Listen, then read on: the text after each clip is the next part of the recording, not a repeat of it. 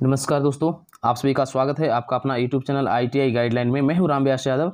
जैसा कि दोस्तों आप लोग जान रहे हैं कि आप लोग के अब जो इंजीनियरिंग ड्राइंग का जो एग्ज़ाम होगा आप लोग का, वो नए पैटर्न के आधारित पर होगा और MCQ में CBT एग्ज़ाम होगा।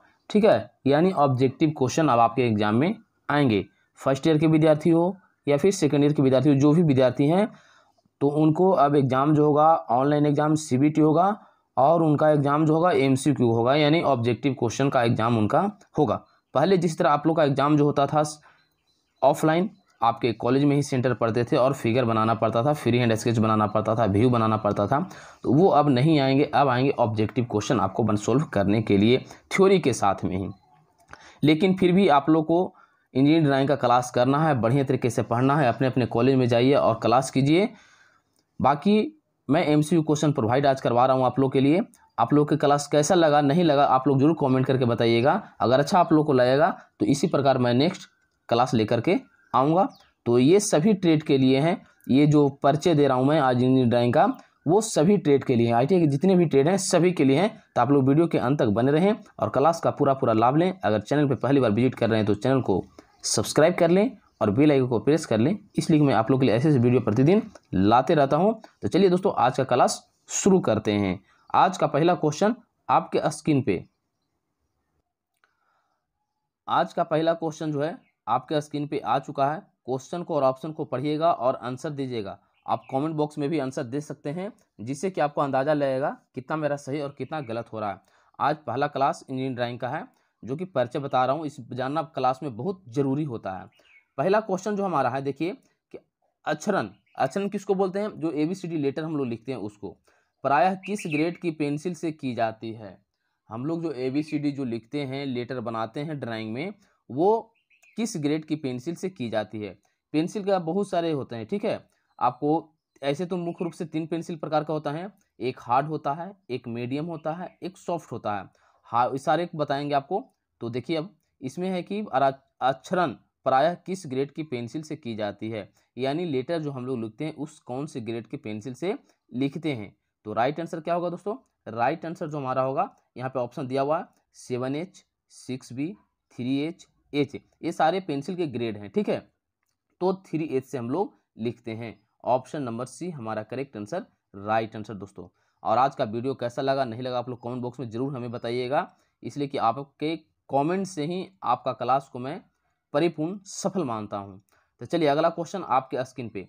IS विशिष्टता के अनुसार 210 × 297 mm माप की परिष्कृत रेखा चित्र पन्ना किस ग्रेड के नाम से जाना जाता है? हमारा जो इंडियन साइज जो है विशिष्ट के अनुसार जो दिया हुआ है, ये MM माप का परिष्कृत रेखा चित्र पन्ना किस ग्रेड के नाम से जाने जाते हैं? जो हम लोग का इतना जो साइज होता है, पेज का बहुत सारा साइज होता है, ठीक है। जो इंजीनियरिंग ड्राइंग का जो पेज होता है, जिसमें कुछ पेज आपका कुछ साइज आपको पता भी होगा, ठीक है, कुछ साइज आपको पता नहीं भी होगा। तो मैं ऐसे पीछे वाला वीडियो में इस चीज़ बताया हूँ पेज के बारे में कि कौन कितना पेज कितना साइज उसका क्या होता है। और अगर आप लोग को पता नहीं है तो आप लोग कमेंट करके बताइएगा, मैं इसको पूरा क्लियर करके बता दूँगा कौन कितने साइज में क्या होता है। जैसे पेज का जो साइज होता है, देखिए आपका A0 से शुरू होता है, A0, A1, A2, A3, A4, A5 होता है, ठीक है। तो सबका साइज अलग अलग है। A5 का साइज अलग है, A4 का साइज अलग है, A0 का साइज अलग है और A2 का साइज अलग अलग है, यानी सभी का साइज जो हमारा अलग अलग होता है। जैसे मैं आपको बता दे रहा हूँ एक बार कि A5 का जो हमारा साइज होता है वो होता है 148 × 210, ठीक है। A0 का हमारा जो साइज होता है 841 × 1189, ठीक है। और A4 को जो हमारा साइज होता है, एक्चुअली आप लोग A4 के बारे में जानते हैं, ये हमारा होता है 210 यानी 210 × 297, ठीक है, ये हमारा 297। और A2 का जो हमारा होता है 420 × आपका हो जाएगा 594। तो ये चारों साइज हमारा ये चारों का होता है। मैं चारों का साइज आप लोगों को बता दिया। A5 का साइज होता है 148 × 210 और A0 का होता है 841 × 1189 और A4 का होता है 210 × 297 और A2 का होता है 420 गुने 594। ठीक है, तो अब इस साइज को देखना है कि ये साइज हमारा कौन है, 210 गुने 297 किसका साइज है। तो आप लोग अब बता सकते हैं कि किसका साइज है। ठीक है, तो ये साइज जो हमारा 297 वाला जो है वो क्लियर आप कमेंट बॉक्स में बताइए क्या राइट आंसर होगा। तो राइट आंसर क्या होगा दोस्तों, A4, यानी ए साइज जो हमारा है A4 का साइज है 210 गुने 297, जो एक्चुअली हम लोग क्या करते हैं A4 में जोरेक्स करवाते हैं। किसी भी डॉक्यूमेंट्स का अगर जोरेक्स कराना रहता है तो हम लोग जोरेक्स करवाते हैं। चलिए अगला क्वेश्चन आपके स्क्रीन पे क्वेश्चन है कि मुक्त हस्त चित्रण किस ग्रेड की पेंसिल से की जाती है। ठीक है, मुक्त हस्त चित्रण जो होता है वो किस ग्रेड की पेंसिल से हम लोग करते हैं।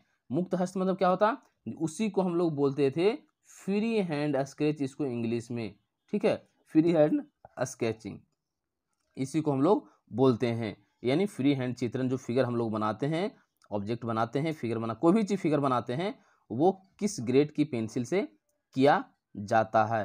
तो राइट आंसर क्या होगा दोस्तों, राइट आंसर करेक्ट आंसर जो हमारा होगा HB, यानी HB पेंसिल से फ्री हैंड स्केच को हम लोग बनाते हैं। या ऑप्शन नंबर डी हमारा करेक्ट आंसर राइट आंसर, याद रखिएगा।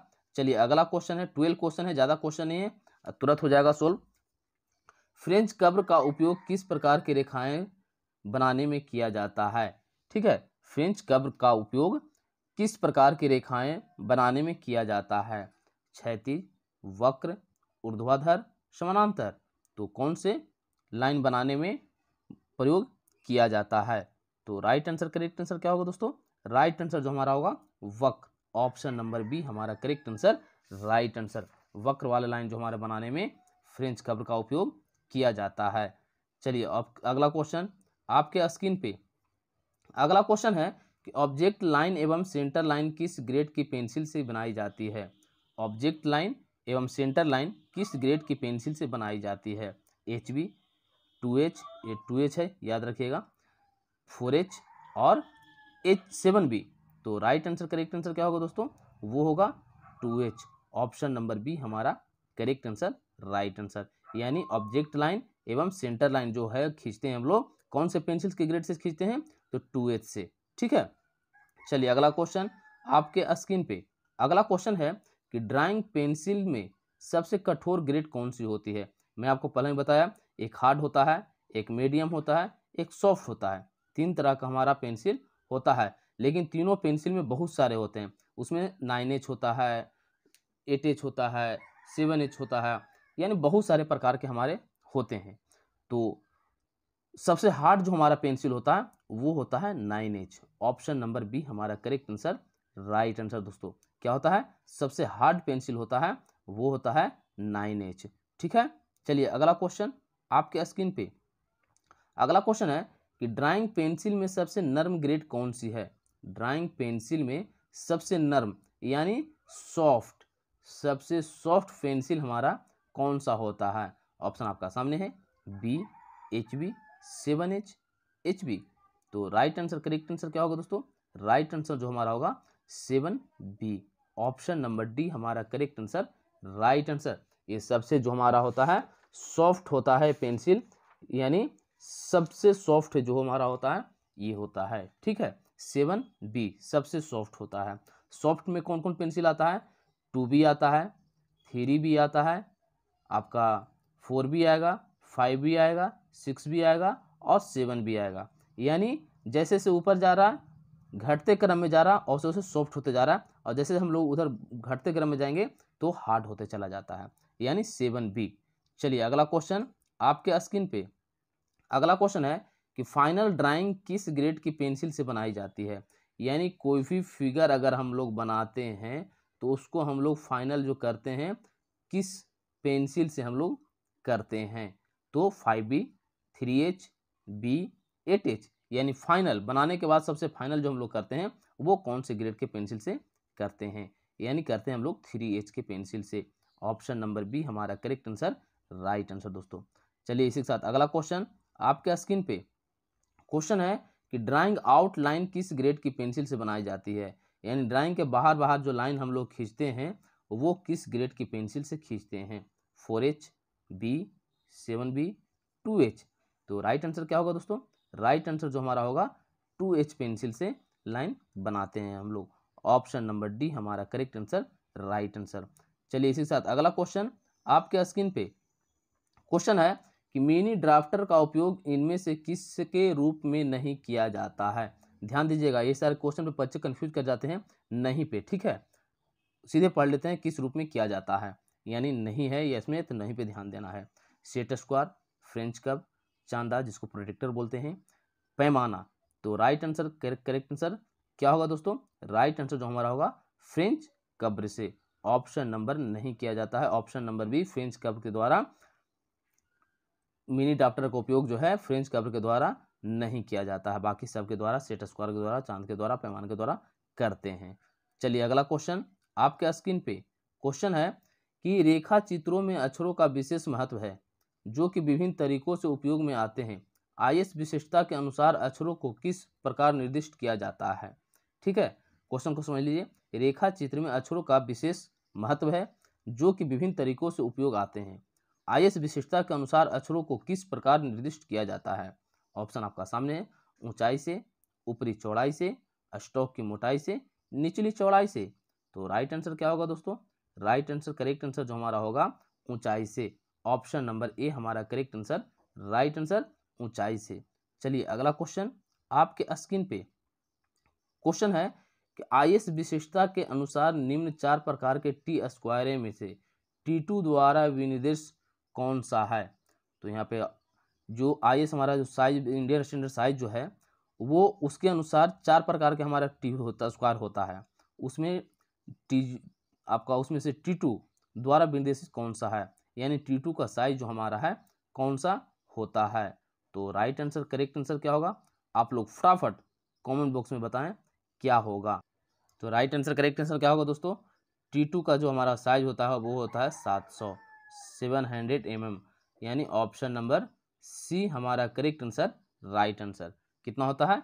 700 mm। अगर आप हमारे चैनल को अभी तक अगर सब्सक्राइब नहीं किया तो आप लोग फटाफट चैनल को सब्सक्राइब कर लीजिए और बढ़िया से बढ़िया अच्छे तरीके से आप लोग तैयारी कीजिए। यहाँ पे बहुत सारे आपको वीडियो मिल जाएंगे जो कि आप इसे पढ़ करके तैयारी करके आप अच्छे जॉब हासिल कर सकते हैं। जो कि यहाँ पे देख सकते हैं आप, बहुत प्रकार के वीडियो यहाँ पे अपलोड किए हुए हैं, जिससे कि टेट थ्योरी का बहुत सारे क्वेश्चन है, ड्राइंग का है, आप लोग एग्जाम सीबीटी एग्जाम होता था कैसा हो रहा नहीं हो रहा, सारा यहाँ पे आप लोग को डिटेल दिया हुआ है। आप प्लेलिस्ट में भी जाकर के आप देख सकते हैं, जो कि सारा वीडियो यहाँ पे अपलोड किया हुआ है। तो आप लोग बढ़िया से प्लेलिस्ट में जाइए और प्लेलिस्ट को खोलिए, वहाँ पर सारे वीडियो आप लोग को मिल जाएंगे। वहाँ पर से आप अच्छी तरीके से तैयारी कर सकते हैं। टेट थ्योरी, बच्चों कैलकुलेशन, इंप्लॉयबिलिटी स्किल, इंजीनियरिंग ड्राइंग, सारा यहाँ पे प्लेलिस्ट आपको मिल जाएगा। तो यहाँ से आप लोग अच्छे से तैयारी कर सकते हैं। चलिए, टी स्क्वायर किस प्रकार की रेखाएं खींचने के उपयोग में लाया जाता है। बहुत ही ईजी क्वेश्चन, लाजवाब क्वेश्चन, शानदार क्वेश्चन आपके स्क्रीन पे है। क्षैतिज, ऊर्ध्वाधर, अनंत, जिसको तिर्यक बोलते हैं, सभी प्रकार की।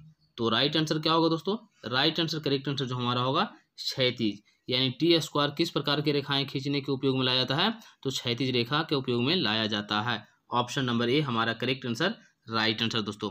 चलिए इसी साथ अगला क्वेश्चन आपके स्क्रीन पे क्वेश्चन है कि सेट स्क्वायर किस आकार में पाया जाता है। सेट स्क्वायर किस आकार में पाया जाता है। ऑप्शन आपका सामने है, वृत्ताकार, वर्गाकार, त्रिभुजाकार, आयताकार। बहुत ही ईजी लाजवाब क्वेश्चन है, आप कोई भी विद्यार्थी आंसर दे सकते हैं। और सबसे पहले मैं बता देता हूं कि भाई आप लोग क्लास कीजिए, और इंजीनियरिंग ऐसा नहीं है कि सिर्फ ऑब्जेक्टिव क्वेश्चन है तो ऑब्जेक्टिव पढ़ने से आपको हो जाएगा। सब्जेक्टिव भी पढ़िए, फ्री हैंड स्केच बनाइए, सेट स्क्वायर के द्वारा ऑब्जेक्ट बनाइए, व्यू बनाइए, और आप लोग क्लास कीजिए और अच्छे से तैयारी कीजिए, तभी आपको ऑब्जेक्टिव क्वेश्चन समझ में आएगा। जब तक सब्जेक्टिव नहीं पढ़िएगा ऑब्जेक्टिव आपको समझ में नहीं आएगा। इसलिए आप लोग क्लास जाइए, अपने अपने कॉलेज जाइए, इंस्टीट्यूट जाइए, वहाँ क्लास कीजिए प्रतिदिन, और अच्छे मार्क्स ला करके पास कीजिए, जो कि आगे भविष्य में भी आपको काम दे। तो राइट आंसर, करेक्ट आंसर क्या होगा दोस्तों?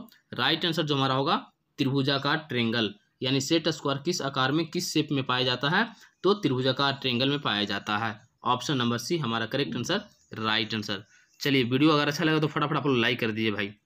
क्वेश्चन है कि आईएस विशिष्टता के अनुसार विभिन्न प्रकार के रेखा चित्रपट उपलब्ध होते हैं, इनमें से D2 आकार का निर्दिष्ट रेखापट कौन सा है। ऑप्शन आपका सामने, यानी D2 का साइज पूछ रहा है। कल क्या मैं T2 का बताया था और A4 का साइज जो बताया था, उसी प्रकार D2 का साइज क्या होगा। यहाँ पे दिया हुआ है mm में सारा 500 mm गुने 350 mm गुने 15 mm। ठीक है, इसी प्रकार आपको चारों ऑप्शन दिया हुआ है। 700 गुने 500 गुने 15, 1000 गुने 700 गुने 25, और 1500 गुने 1000 गुने 25, सारा mm में दिया हुआ है। तो राइट आंसर, करेक्ट आंसर क्या होगा दोस्तों? D2 का जो साइज हमारा होता है 500 mm गुने 350 mm गुने 15 mm। ठीक है, ऑप्शन नंबर ए हमारा करेक्ट आंसर, राइट आंसर। चलिए इसी के साथ अगला क्वेश्चन आपके स्क्रीन पे क्वेश्चन है कि 4 प्रकार के अर्ध स्वचालित पेंसिल लेड प्राप्त होते हैं। इनमें से एक अर्ध स्वचालित पेंसिल लेड का आकार निम्न होता है। कितना होता है, उसका साइज कितना होता है, आकार पूछ रहा है। यहाँ पे देखिए आकार पूछ रहा है यानी साइज उसका 0.1 mm, 0.2 mm, 0.6 mm, 0.5 mm। तो राइट आंसर करेक्ट आंसर क्या होगा दोस्तों, 0.5 mm। 4 प्रकार के अर्ध स्वचालित पेंसिल लेड प्राप्त होते हैं। इनमें से एक अर्ध स्वचालित पेंसिल लेड का आकार होता है 0.5 mm। ऑप्शन नंबर डी हमारा करेक्ट आंसर, राइट आंसर। चलिए फटाफट अपने दोस्तों के साथ लिंक को शेयर कर दीजिए जिससे कि आपके दोस्तों को भी लाभ मिल सके। अगला क्वेश्चन आपके स्क्रीन पे, ड्राइंग बोर्ड की कार्यकारी कोर किससे जांचा जाता है। ड्राइंग बोर्ड की कार्यकारी कोर किससे जांचा जाता है। ऑप्शन आपका सामने है, प्रकार, टी स्क्वायर, सेट स्क्वायर, मापनी। तो राइट आंसर करेक्ट आंसर क्या होगा दोस्तों, टी स्क्वायर के द्वारा। ऑप्शन नंबर बी हमारा correct answer, right answer. Drawing board की कार्यकारी कोर को किससे जांचा जाता है, तो टी स्क्वायर के द्वारा। ऑप्शन नंबर बी हमारा करेक्ट आंसर, राइट आंसर। चलिए इसी के साथ अगला क्वेश्चन आपके स्क्रीन पे क्वेश्चन है कि एक रेखा चित्र बोर्ड में अनेक भाग होते हैं जिसमें से बैटन का कार्य होता है क्या। ऑप्शन आपका सामने है, पट्टियों के कसना, विकृत होने से रोकना, पट्टियों को सहारा देना, टेबल पर टिक देना। तो राइट आंसर करेक्ट आंसर क्या होगा दोस्तों, राइट आंसर जो हमारा होगा विकृत होने से रोकना। ऑप्शन नंबर बी हमारा करेक्ट आंसर, राइट आंसर, विकृत होने से रोकना। Option number B. चलिए इसी के साथ अगला क्वेश्चन आपके स्क्रीन पे क्वेश्चन है कि ड्राइंग शीट को उनके आकार के अनुसार भारतीय मानक द्वारा पदनामित किया गया है। 1 मीटर स्क्वायर सतह क्षेत्रफल वाले ड्राइंग शीट का पदनाम होगा। यानी क्या है कि ड्राइंग शीट उनके आकार के अनुसार भारतीय मानक द्वारा, जिसको ISO बोलते हैं हम लोग, पदनामित किया गया है। 1 मीटर स्क्वायर सतह क्षेत्रफल वाली ड्राइंग शीट का पदनाम होगा क्या। यानी क्या है, 1 मीटर जो स्क्वायर होगा A3 साइज में आता है, या फिर A2 में आता है, या फिर A0 में आता है, या फिर A1 में आता है। क्या राइट आंसर होगा, राइट आंसर करेक्ट आंसर जो हमारा होगा A0 साइज में आएगा। ऑप्शन नंबर डी हमारा करेक्ट आंसर, राइट आंसर दोस्तों। चलिए MCQ क्वेश्चन मैं इंजीनियरिंग ड्राइंग का इसलिए करवा रहा हूँ कि आप लोग को अब ऑब्जेक्टिव क्वेश्चन पूछा जाएगा इंजीनियरिंग ड्राइंग में CBT एग्जाम में। इसलिए आप लोग तैयारी कीजिए CBT एग्जाम का निम्न पैटर्न के आधारित पे आप लोग ऑब्जेक्टिव क्वेश्चन है SP 46 2003 के अनुसार एक A0 साइज की ड्राइंग शीट के प्रिंट को फाइलिंग व वाइंडिंग करने के लिए प्रिंट को मोड़ने के लिए कितने मोड़ दिए जाते हैं। ऑप्शन आपका सामने है, 7 मोड़, 8 मोड़, 9 मोड़, 10 मोड़। तो राइट आंसर करेक्ट आंसर क्या होगा दोस्तों, राइट आंसर जो हमारा होगा 9 मोड़। ऑप्शन नंबर सी हमारा करेक्ट आंसर, राइट आंसर। ठीक है, चलिए इसी के साथ अगला क्वेश्चन आपके स्क्रीन पे अगला क्वेश्चन है कि SP 46 2003 के अनुसार एक A1 साइज की ड्राइंग शीट के प्रिंट को कैबिनेट में संरक्षित करने के लिए प्रिंट को मोड़ने के लिए कितने मोड़ दिए जाते हैं। ऑप्शन आपका सामने है, 4, 6, 7, 9। तो क्या राइट आंसर होगा, राइट आंसर जो हमारा होगा 4। ऑप्शन नंबर ए हमारा करेक्ट आंसर, राइट आंसर। कितने होते हैं, A1 4 मोड़। चलिए इसी के साथ अगला क्वेश्चन आपके स्क्रीन पे क्वेश्चन फिगर वाला है, ध्यान दीजिएगा कि दिए गए उपकरणों में से बहुत छोटे आयाम के वस्तु का स्थानांतरित करने तथा उसके अनेक बराबर भागों में बांटने के लिए प्रयुक्त किया जाता है। दिए गए उपकरण में से बहुत छोटे आयाम के वस्तु के स्थानांतरित करने तथा अनेक बराबर भागों में बांटने के लिए प्रयुक्त किया जाता है। कौन सा प्रयुक्त किया जाता है, देखिए यहाँ पे चारों फिगर को आप लोग देख लीजिए, इसी में आपका आंसर है। ठीक है, तो राइट आंसर करेक्ट आंसर क्या होगा दोस्तों, राइट आंसर जो हमारा होगा option number B correct answer, right answer. ये वाला जो हमारा दिया हुआ है डिवाइडर, ये हमारा काम में आएगा। बहुत छोटे आयाम को वस्तु का स्थानांतरित करने तथा अनेक बराबर भागों में बांटने के लिए। यानी हम लोग जो लाइन पारेंगे इसको कई भागों में से छोटे छोटे बड़े बड़े पार लाइनिंग हम लोग इसको अनेक भाग में बांट सकते हैं। चलिए ऑप्शन नंबर बी हमारा correct answer, right answer.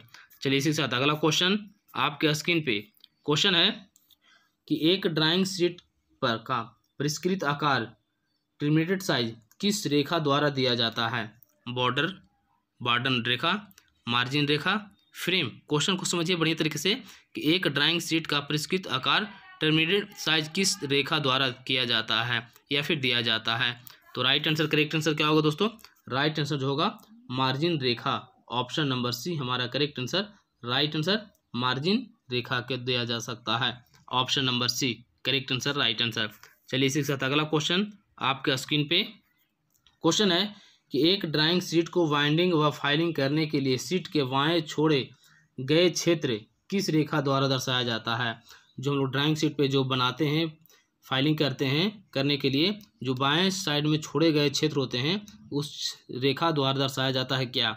Margin रेखा, बॉर्डर रेखा, फ्रेम, अनुस्थापन चिन्ह। तो राइट आंसर, करेक्ट आंसर क्या होगा दोस्तों? राइट आंसर जो हमारा होगा बॉर्डर रेखा, ऑप्शन नंबर बी हमारा करेक्ट आंसर। राइट आंसर क्या होगा? बॉर्डर रेखा। देखिए फिगर वाले टोटल क्वेश्चन फिगर वाले हैं, तो मैं ऊपर थोड़ा सा कटेगा इसलिए कि इसका जो स्क्रीन है स्क्रीन में उतना कैप्चर नहीं हो पाता है, तो मैं ऊपर नीचे करके आपको दिखा दूंगा, कहीं कोई दिक्कत नहीं रहेगा। पहला जो क्वेश्चन है, और ये फिगर वाले जो है बहुत ही इंपॉर्टेंट क्वेश्चन है, ये जानना बहुत ज़रूरी भी आप लोग को है ड्राइंग में। तो देखिए क्या है, एक वृत्त बनाकर निम्न शब्दों को चिन्हित कीजिए। एक वृत्त बनाना है, वृत्त आप लोग भी जानते हैं कि इस प्रकार का वृत्त होता है, कहीं कहीं टेढ़ा लांगड़ा, उसके लिए फॉलो मत कीजिएगा, इसलिए कि हाथ से मैं बना रहा हूँ तो कोई दिक्कत हो सकती है, कहीं तो हो सकती है और कहीं कोई दिक्कत नहीं है। एक तरह प्रकार यहाँ पर सर्किल बना हुआ है आपका, तो इस प्रकार का एक वृत्त बनाना है, इसको हम लोग बोलते हैं सर्किल, ठीक है। तो इसमें बहुत सारे पॉइंट हैं जो कि बहुत सारे विद्यार्थियों को पता नहीं होगा, तो कुछ पॉइंट इसमें दिया हुआ है जो कि उसको हमको पता करना है कौन कहाँ पे है, जैसे व्यास, केंद्र, जीवा, परिधि, चाप, ये 5 दिए हुए हैं। तो किनको किनको पता है आप लोग फटाफट बताइएगा। और सबसे पहले पहला क्वेश्चन तो आप लोग के लिए है कि वृत्त बताने से पहले मैं ये पूछूंगा कि ये सर्किल जो राउंडिंग घूमता है ये पूरा राउंड कितने डिग्री का होता है? आप लोग फटाफट कमेंट बॉक्स में बताइए, कमेंट कीजिए, ये आप लोग के लिए क्वेश्चन है, इसलिए कि सभी विद्यार्थी, जो विद्यार्थी ITI कर रहे हैं सभी विद्यार्थी मैट्रिक पास करके आए हैं, इंटर पास करके आए हैं। तो बताइए कि ये जो सर्किल होता है कितने डिग्री का होता है, फटाफट आप लोग कमेंट को बताइएगा, ठीक है। तब तक क्वेश्चन को आगे सोल्व करते हैं हम लोग। तो इसमें 5 चीज़ पूछ रहा है कि व्यास, केंद्र, जीवा, परिधि, चाप, ये सर्किल में सारा कुछ है, ठीक है। ये सर्किल में क्या है, ये सारा कुछ है। अब कौन कहाँ पे है, देखिए व्यास हम लोग किसको बोलते हैं? जो व्यास जो हमारा होता है, ये सर्किल जो हमारा है इस पॉइंट से इस पॉइंट, ठीक है, दोनों पॉइंट का जो माप होता है, मेजरमेंट होता है, जितना mm का भी हो, 10 mm, 20 mm, 5 mm जो भी हो, तो ये पूरा को हम लोग क्या बोलते हैं? व्यास। देखिए यहाँ से यहाँ व्यास को दर्शा दिया गया है, ठीक है, कहीं कोई दिक्कत नहीं होना चाहिए। अब केंद्र, केंद्र किसको बोलते हैं? केंद्र जो हमारा, देखिए एक सर्किल और मैं बनाता हूँ, केंद्र क्या होता है, यानी कोई भी सर्किल का बीचों बीच पॉइंट, सेंटर पॉइंट जिसको हम लोग बोलते हैं। जिसे ये हम लोग पॉइंट यहाँ पे बना दिए, ठीक है, यहाँ पे ध्यान दीजिएगा, तो ये पॉइंट जो हम लोग बना दिए इसी को केंद्र बोलते हैं, ठीक है। पॉइंट इसी को बोलते हैं, केंद्र इसी को बोलते हैं, ठीक है। तो ये देखिए यहाँ पे केंद्र दर्शा दिया गया और व्यास भी दर्शा दिया गया। तो केंद्र किसको बोलते हैं? जो हल्का सा पॉइंट जो दिया हुआ है, देखिएगा हल्का सा जो पॉइंट दिया हुआ है उसी को हम लोग केंद्र बोलते हैं। यहाँ पे पॉइंट दिया हुआ है हल्का सा, ठीक है। व्यास पूरा को बोलते हैं और केंद्र जो यहाँ पे पॉइंट दिया हुआ है उसको बोलते हैं। चलिए 2 चीज़ क्लियर हो गया आप लोग का। अब तीसरा चीज़ में आइए, जीवा। जीवा हम लोग किसको बोलते हैं? तो केंद्र से जो नीचे हल्का, ये भाग से ऊपर जो हल्का होता है, ये भाग आपका जीवा हो जाता है, ठीक है। परिधि, परिधि हम लोग क्या बोलते हैं? ये बाहर बाहर भाग का जो हमारा होता है सर्किल का, वही हमारा लाइन के किनारे किनारे किनारे किनारे जो जाता है, मेरा बाहर बाहर लाइन बहुत आ गया है, तो वो हमको परिधि बोलते हैं, ठीक है। अब है कि चाप किसको बोलते हैं? ई नंबर में हमारा दिया हुआ है चाप। तो कोई भी जो सर्किल होता है और सर्किल को जो हम लोग डिवाइड करते हैं तो प्रकाल के सहारे क्या करते हैं, इस तरह कटिंग करते हैं, है ना। तो ये जो कटिंग जो बनता है, यहाँ से यहाँ तक जो कटिंग हुआ, इसी को हम लोग चाप बोलते हैं। देखिए यहाँ से यहाँ हम लोग इसको चाप बोलेंगे। तो कहीं कोई दिक्कत है नहीं? तो चलिए अगला क्वेश्चन की ओर चलते हैं। इसको अच्छे तरीके से आप लोग याद कर लीजिएगा, इसलिए कि एग्जाम में ऑब्जेक्टिव क्वेश्चन आएंगे तो फिगर वाले भी आ सकते हैं, आएंगे ही, ठीक है। चलिए अगला क्वेश्चन की ओर हम लोग ध्यान देते हैं। क्वेश्चन है कि दिए गए चित्र में सीधी रेखा AB को क्या कहा जाता है? ये जो हमारा एक सर्किल दिया हुआ है और सेंटर पॉइंट बना दिया गया है, इस सेंटर पॉइंट के नीचे में A और B दिया गया है, तो इस भाग को हम लोग क्या बोलेंगे? चलिए बताइए क्या राइट आंसर होगा। अभी ही बताए हैं ऊपर वाला में कि पॉइंट केंद्र से हमारा नीचे वाला भाग जो रहेगा, ये भाग जो ए बी में दर्शाया गया है उसको जीवा बोलते हैं। क्या बोलते हैं? जीवा बोलते हैं। राइट आंसर क्या होगा इसका? जीवा होगा। ठीक है, अगर आपको इसका पीडीएफ चाहिए तो हमारे टेलीग्राम से ज्वाइन कर लीजिए, वहाँ पे आपको पीडीएफ मिल जाएगा। और टेलीग्राम कैसे ज्वाइन कीजिएगा? तो हमारे डिस्क्रिप्शन बॉक्स में उसका लिंक दिया हुआ टेलीग्राम का, वहाँ से आप लोग ज्वाइन कर सकते हैं हर पीडीएफ के लिए। और अगर भी उससे भी नहीं होता है तो आप लिख सकते हैं ITI गाइडलाइन, जाइएगा टेलीग्राम में और ग्रुप में हमारा ज्वाइन कर लीजिएगा। चलिए अगला क्वेश्चन को चलते हैं। क्या बोलते हैं इसको? जीवा बोलते हैं। चलिए अगला क्वेश्चन की ओर ध्यान देते हैं। अगला क्वेश्चन जो हमारा है, दिए गए चित्र को पहचानिए। ये जो हमारा फिगर है, ये बाहर वाला बॉक्स नहीं लेना है, ये बाहर बॉक्स इसके अंदर बनाया हुआ ये वाला लेना है। तो दिया हुआ है कि दिए गए चित्र को पहचानिए। ये फिगर को हमें पहचानना है। कौन सा फिगर है? आप लोग 6, 7, 8, 9 में ही पढ़े होंगे, बहुत पढ़े होंगे। ठीक है, तो क्या राइट आंसर होगा? समचतुर्भुज का ये फिगर हमारा है। क्या है? समचतुर्भुज का फिगर ये हमारा है। ध्यान रखिएगा, किसका है? समचतुर्भुज का। चलिए अगला क्वेश्चन की ओर चलते हैं। अगला क्वेश्चन जो हमारा है कि दी गई रेखा AB किस नाम से जानी जाती है? ये जो हमारा सर्किल बना हुआ है और नीचे वाला पॉइंट से, देखिए ध्यान दीजिएगा, नीचे वाला पॉइंट है, तब क्या था? यहाँ पे था ना, लेकिन यहाँ पे क्या है? नीचे वाला पॉइंट है। तो नीचे वाला पॉइंट को हम लोग क्या बोलेंगे? और नीचे वाला पॉइंट में ध्यान दीजिएगा क्या चीज़ खासियत है, सबसे बड़ी चीज़ यहाँ पे टच करके जा रहा है। ठीक है, यानी सर्किल के किनारा वाला भाग जो हमारा है AB टच करके जा रहा है, तो इसको कौन सा रेखा बोलेंगे हम लोग? स्पर्श रेखा। ठीक है, टेंगनेट। ठीक है, इसको स्पर्श रेखा बोलेंगे, इंग्लिश में टेंजेंट बोलेंगे। यानी ये हमारा स्पर्श रेखा है जो कि सर्किल से स्पर्श करते हुए, छूते हुए जा रहा है। तो राइट आंसर स्पर्श रेखा। चलिए अगला क्वेश्चन आपके स्क्रीन पे क्वेश्चन है कि दिए गए चित्र में त्रिभुज को पहचानिए। ये हमारा एक क्या है? त्रिभुज है। त्रिभुज को हमें पहचान करना है, कौन सा त्रिभुज है। तो आप लोग पढ़े होंगे, फटाफट बताइए। बहुत ही इजी क्लास आज हो रहा, नहीं तो बहुत ही हार्ड क्लास हो रहा है। ठीक है, जो मैट्रिक 9, 8 में बढ़िया तरीके से पढ़े वो फटाफट बता देंगे।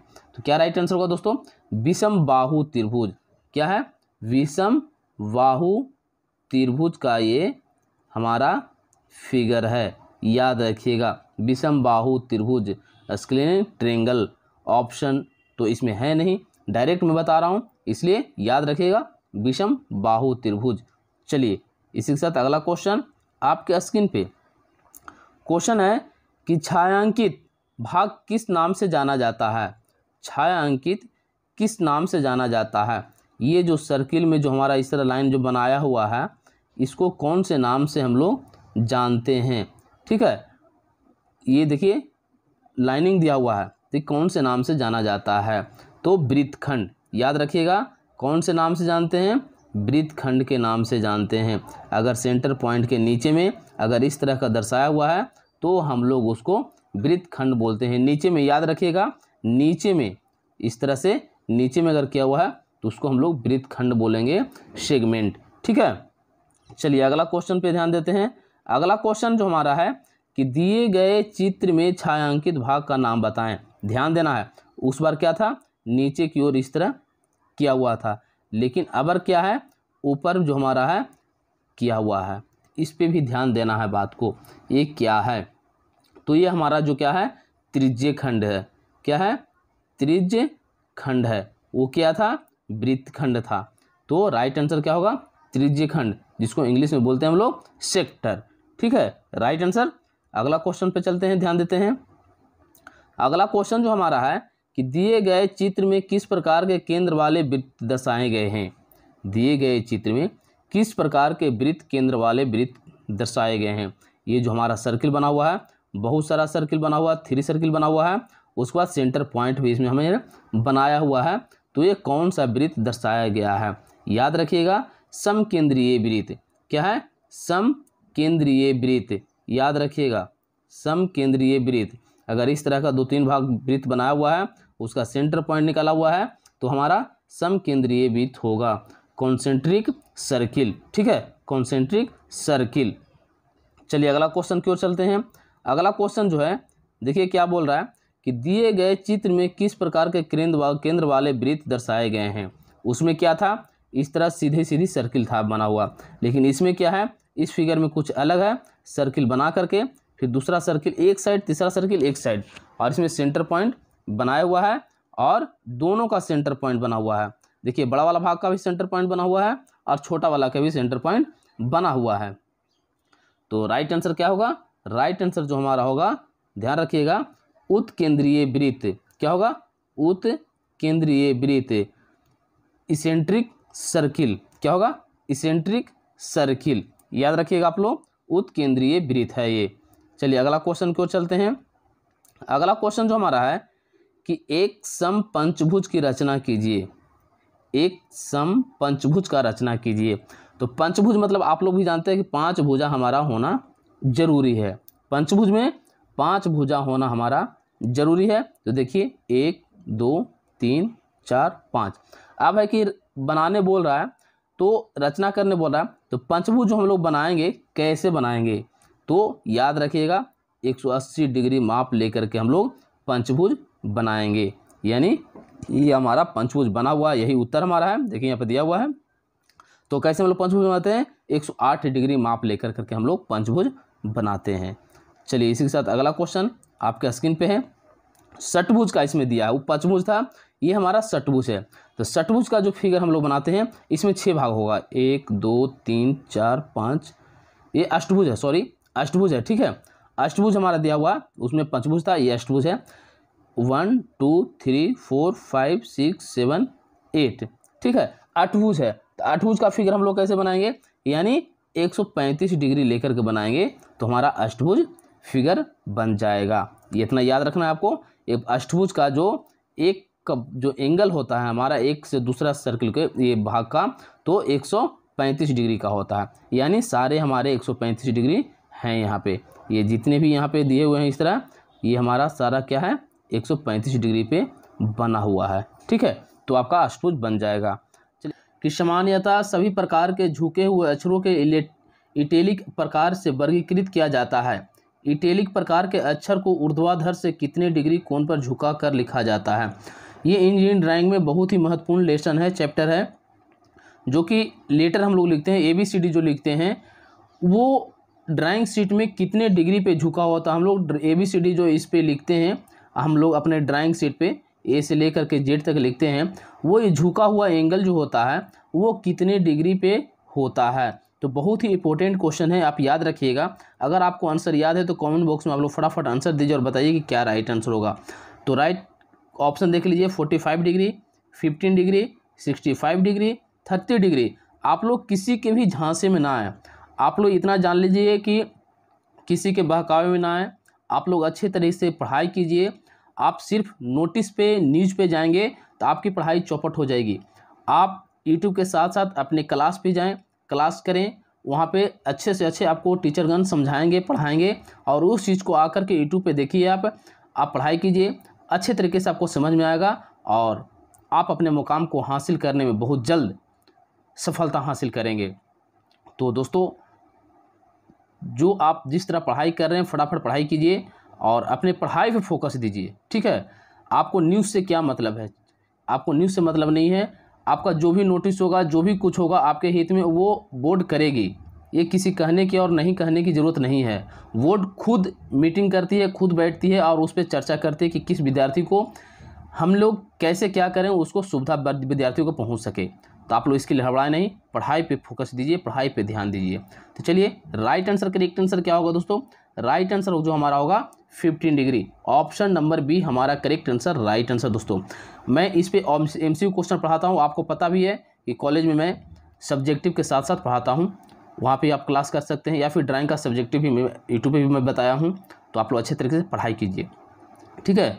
तो चलिए राइट आंसर क्या होगा, ऑप्शन नंबर बी हमारा correct answer, right answer 15 degree, यानी 15 डिग्री झुका होना चाहिए ऊर्ध्वाधर, ठीक है। तो चलिए इसी के साथ अगला क्वेश्चन आपके स्क्रीन पे क्वेश्चन है कि ए प्रकार के अक्षर की ऊंचाई एच के अनुसार दो शब्दों यानी वर्ड के मध्य दूरी कितनी होनी चाहिए। हाइट पूछ रहा है, ठीक है। यानी ए बी लेटर जो हम लोग लिखेंगे तो एक दूसरे शब्द के मध्य दूरी कितनी होनी चाहिए, उसके बीच की दूरी कितनी होनी चाहिए।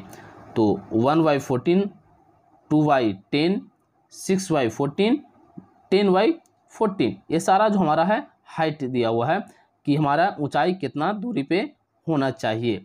ठीक है, तो राइट आंसर, करेक्ट आंसर क्या होगा दोस्तों? राइट आंसर जो हमारा होगा ऑप्शन नंबर सी 6/14। ठीक है, ऑप्शन नंबर सी हमारा करेक्ट आंसर, राइट आंसर दोस्तों क्या होगा? ऑप्शन नंबर सी हमारा करेक्ट आंसर, राइट आंसर। याद रखिएगा, ऑब्जेक्टिव क्वेश्चन में आएगा सारा। तो चलिए अगला क्वेश्चन है कि ड्राइंग में छुपे हुए भाग को दर्शाने के लिए किस प्रकार की रेखा का उपयोग करते हैं। अगर हम लोग कोई भी ड्राइंग बनाते हैं, कोई भी ऑब्जेक्ट बनाते हैं, कोई भी व्यू अगर बनाते हैं, उस फिगर में, उस ऑब्जेक्ट में, उस व्यू में अगर कोई फिगर जो हमारा, कोई रेखा लाइन जो होता है, वो छुपा हुआ जो भाग रहता है उसको किस लाइन से हम लोग दर्शाते हैं? थिंक लाइन, जो यहाँ पे पतली लाइन कहेंगे, बिंदुकित अदृश्य रेखा, ठीक है, डॉटेड हिडन लाइन से, मध्य रेखा, सेंटर लाइन से, बृहद रेखा जो कि एक्सटेंशन लाइन से। तो कौन से लाइन से हम लोग उसको संबोधित या उपयोग उसको कौन सी रेखा से करेंगे? तो राइट आंसर क्या होगा दोस्तों? बिंदुकित अदृश्य रेखा यानी डॉटेड हिडन लाइन से। ऑप्शन नंबर बी हमारा करेक्ट आंसर, राइट आंसर दोस्तों। ठीक है, चलिए इसी के साथ अगला क्वेश्चन आपके स्क्रीन पे क्वेश्चन है कि वी प्रकार के एक छोटे अक्षर लोअर केस लेटर के आधार रेखाओं के मध्य की दूरी कितनी होनी चाहिए। वी प्रकार के छोटे अक्षर यानी उसको बोलते हैं लोअर केस लेटर, अगर हम लोग लिखते हैं तो उसके आधार रेखाओं के मध्य दूरी कितनी होनी चाहिए। वो क्या था? ए और हायर था। ठीक है, जो कि ए चीज़ आपका दिया हुआ था हाइट में आपका। तो 14/10, 2/14, 10/10, 7/14, तो क्या होना चाहिए? ठीक है, हायर इसका। तो राइट आंसर इसका लोअर पूछ रहा है, लोअर के आधार पर रेखाओं की दूरी कितनी होनी चाहिए। तो राइट आंसर, करेक्ट आंसर क्या होगा दोस्तों? 14/10, 14/10, ऑप्शन नंबर ए हमारा करेक्ट आंसर, राइट आंसर। और आप लोग क्लास भी कीजिए, आकर के क्लास कीजिएगा तो बढ़िया तरीके से ज़्यादा आपको समझ में आएगा। चित्र में दी गई रेखा किस नाम से जानी जाती है? चित्र में दी गई रेखा किस नाम से जानी जाती है? ये जो लाइन है, रेखा है, पारा हुआ है, कौन सी नाम से जाना जाता है? लंबी अवरोध रेखा, बृहद रेखा, बिंदुकित रेखा, संलग्न रेखा। तो राइट आंसर, करेक्ट आंसर क्या होगा दोस्तों? लंबी अवरोध रेखा। ये लंबी अवरोध रेखा है। ठीक है, तो right answer, correct answer, option number A हमारा करेक्ट आंसर, राइट आंसर। चलिए इसी के साथ अगला क्वेश्चन आपके स्क्रीन पे क्वेश्चन है कि वी प्रकार के छोटे अक्षर लोअर केस लेटर की ऊंचाई विमन, स्टेम और टेल के अनुसार कितनी होनी चाहिए। वी प्रकार के छोटे अक्षर लोअर केस लेटर की ऊंचाई एच, जिसको बोलेंगे विमन, स्टेम और टेल के अनुसार कितनी होनी चाहिए। तो राइट आंसर, करेक्ट आंसर क्या होगा दोस्तों? राइट आंसर जो हमारा होगा 7/10, ऑप्शन नंबर डी हमारा करेक्ट आंसर, राइट आंसर। चलिए इसी के साथ अगला क्वेश्चन आपके स्क्रीन पे क्वेश्चन है कि सभी अक्षरों के मुद्रित किया जाना चाहिए, सभी अक्षरों के मुद्रित किया जाना चाहिए जिससे वे निम्न द्वारा पढ़े या देखे जा सकते हैं। ऑप्शन आपका सामने है, रेखा चित्र के ऊपर से, रेखा चित्र की बाईं तरफ से, रेखा चित्र के नीचे से, रेखा चित्र के दाईं तरफ से। तो राइट आंसर, करेक्ट आंसर क्या होगा दोस्तों? रेखा चित्र के नीचे से सभी अक्षरों के मुद्रित किया जाना चाहिए जिससे वे निम्न द्वारा पढ़े जा सके या देखे जा सकते हैं, वो रेखा चित्र के नीचे से। ऑप्शन नंबर सी हमारा करेक्ट आंसर, राइट आंसर दोस्तों। चलिए इसी साथ अगला क्वेश्चन आपके स्क्रीन पे क्वेश्चन देखिए, यही थंबनेल पे भी दिया हुआ है कि रेखा चित्र में कई प्रकार के अक्षर का उपयोग किया जाता है, निम्न का मिलान उनके नामों के साथ कीजिए। इसमें आपको बहुत सारे क्वेश्चन बन रहे हैं, यानी 4 क्वेश्चन आपको याद होगा। इससे आपको हम लोग जो लेटर लिखते हैं वो 4 प्रकार के लिखते हैं। ठीक है, इटैलिक, टेक्स्ट, रोमन, गोथिक। तो ये चारों को मिलान करना है, कौन इटैलिक है, कौन टेक्स्ट है, कौन रोमन है, कौन गोथिक है। तो आप लोग को अगर पता है तो फटाफट आप सामने सामने मिलान करके यहाँ पे आंसर लिखिए, यानी ए का बी, 2 का सी, जो भी है आप कमेंट बॉक्स में कर सकते हैं, बता सकते हैं। क्वेश्चन नंबर आप लोग जरूर लिखिएगा कि 8 नंबर का मैं आंसर बता रहा हूँ आपको। तो चलिए टाइम देता हूँ आपको, बताइए आप लोग क्या राइट आंसर होगा। तो राइट आंसर क्या होगा दोस्तों, फटाफट मैं बता दे रहा हूँ आपको। राइट आंसर जो होगा इटैलिक जो हमारा है ये है। ठीक है, सी के साथ हमारा मिलान करेगा। ये इटैलिक जो हम लोग कैसे लिखते हैं, ये सी के साथ जो लिखा हुआ है ये हम लोग इटैलिक लिखते हैं। और टेक्स्ट जो हम लोग लिखते हैं, देखिए यहाँ पे डी में ऑप्शन में हमारा जो है ये हमारा टेक्स्ट है, ठीक है। रोमन जो हम लोग लिखेंगे, रोमन जो हम लोग लिखते हैं वो हमारा है बी के साथ में अटैच करेगा रोमन, ठीक है। और गोथिक जो बचा हमारा ये हमारा ए के साथ में मिलान करेगा। यानी इटैलिक हमारा इस तरह रहेगा, ध्यान रखिएगा। टेक्स्ट जो हमारा है इस तरह रहेगा, रोमन जो हमारा है इस तरह रहेगा, और गोथिक हमारा इस तरह रहेगा। यानी मैं आपको क्लियर बता देता हूँ कि पहला का जो आंसर होगा वो सी होगा, दूसरा का जो आंसर होगा वो हमारा डी होगा, तीसरा का आंसर जो हमारा होगा वो हमारा बी होगा, और चौथा का आंसर जो हमारा होगा ए होगा। इतना आप याद रखिएगा। चलिए, क्लियर हो चुका होगा। अगला क्वेश्चन आपके स्क्रीन पे क्वेश्चन है कि दी गई रेखाओं के नाम के अनुसार मिलान कीजिए, ठीक है। इसमें भी क्या है, मिलान करना है। दी गई रेखाओं के अनुसार मिलान कीजिए, यानी केंद्र रेखा, लंबी ब्रेक रेखा, अदृश्य रेखा, बाहरी रेखा कौन है। ये चार रेखा देखिए इधर भी दिया हुआ है 1 2 3 4, यानी ए बी सी डी और 1 2 3 4 करके दिया हुआ है। तो राइट आंसर क्या होगा दोस्तों, राइट आंसर जो हमारा होगा केंद्र रेखा जो हमारा होगा, सेंटर लाइन जो हमारा होगा आप सी होगा, उसका आंसर राइट आंसर होगा। लंबी ब्रेक रेखा जो हमारा होगा, अभी मैं उसका पहले क्लास में बताया था आपको, डी नंबर, ठीक है। और अदृश्य रेखा, हिडन लाइन जिसको बोलते हैं, वो जो हमारा होगा कौन सा होगा, ये अदृश्य हिडन लाइन ये हमारा ए होगा, और बाहरी रेखा जो होता है आउटलाइन वो हमारा बी होगा, ठीक है। याद रखिएगा आप इतना चीज़। मैं फिर से एक बार बता दे रहा हूँ कि ये जो हमारा पहला का जो आंसर होगा वो हमारा सी होगा, यानी ये वाला भाग होगा। लंबी ब्रेक रेखा जो कि मैं हमेशा आपको बताया हूँ, इसका पहले भी क्वेश्चन आ चुका था, तो ये हमारा डी होगा, ये वाला लंबी ब्रेक रेखा। अदृश्य रेखा जिसको बोलते हैं हिडन लाइन, हिडन लाइन कौन वाला हमारा होगा, ए होगा, ठीक है, यानी ये है। बाहरी लाइन बी होगा, option number B right answer, correct answer. चलिए इसी के साथ अगला क्वेश्चन आपके स्क्रीन पे क्वेश्चन है कि रेखाओं का उनकी मोटाई के अनुसार मिलान कीजिए।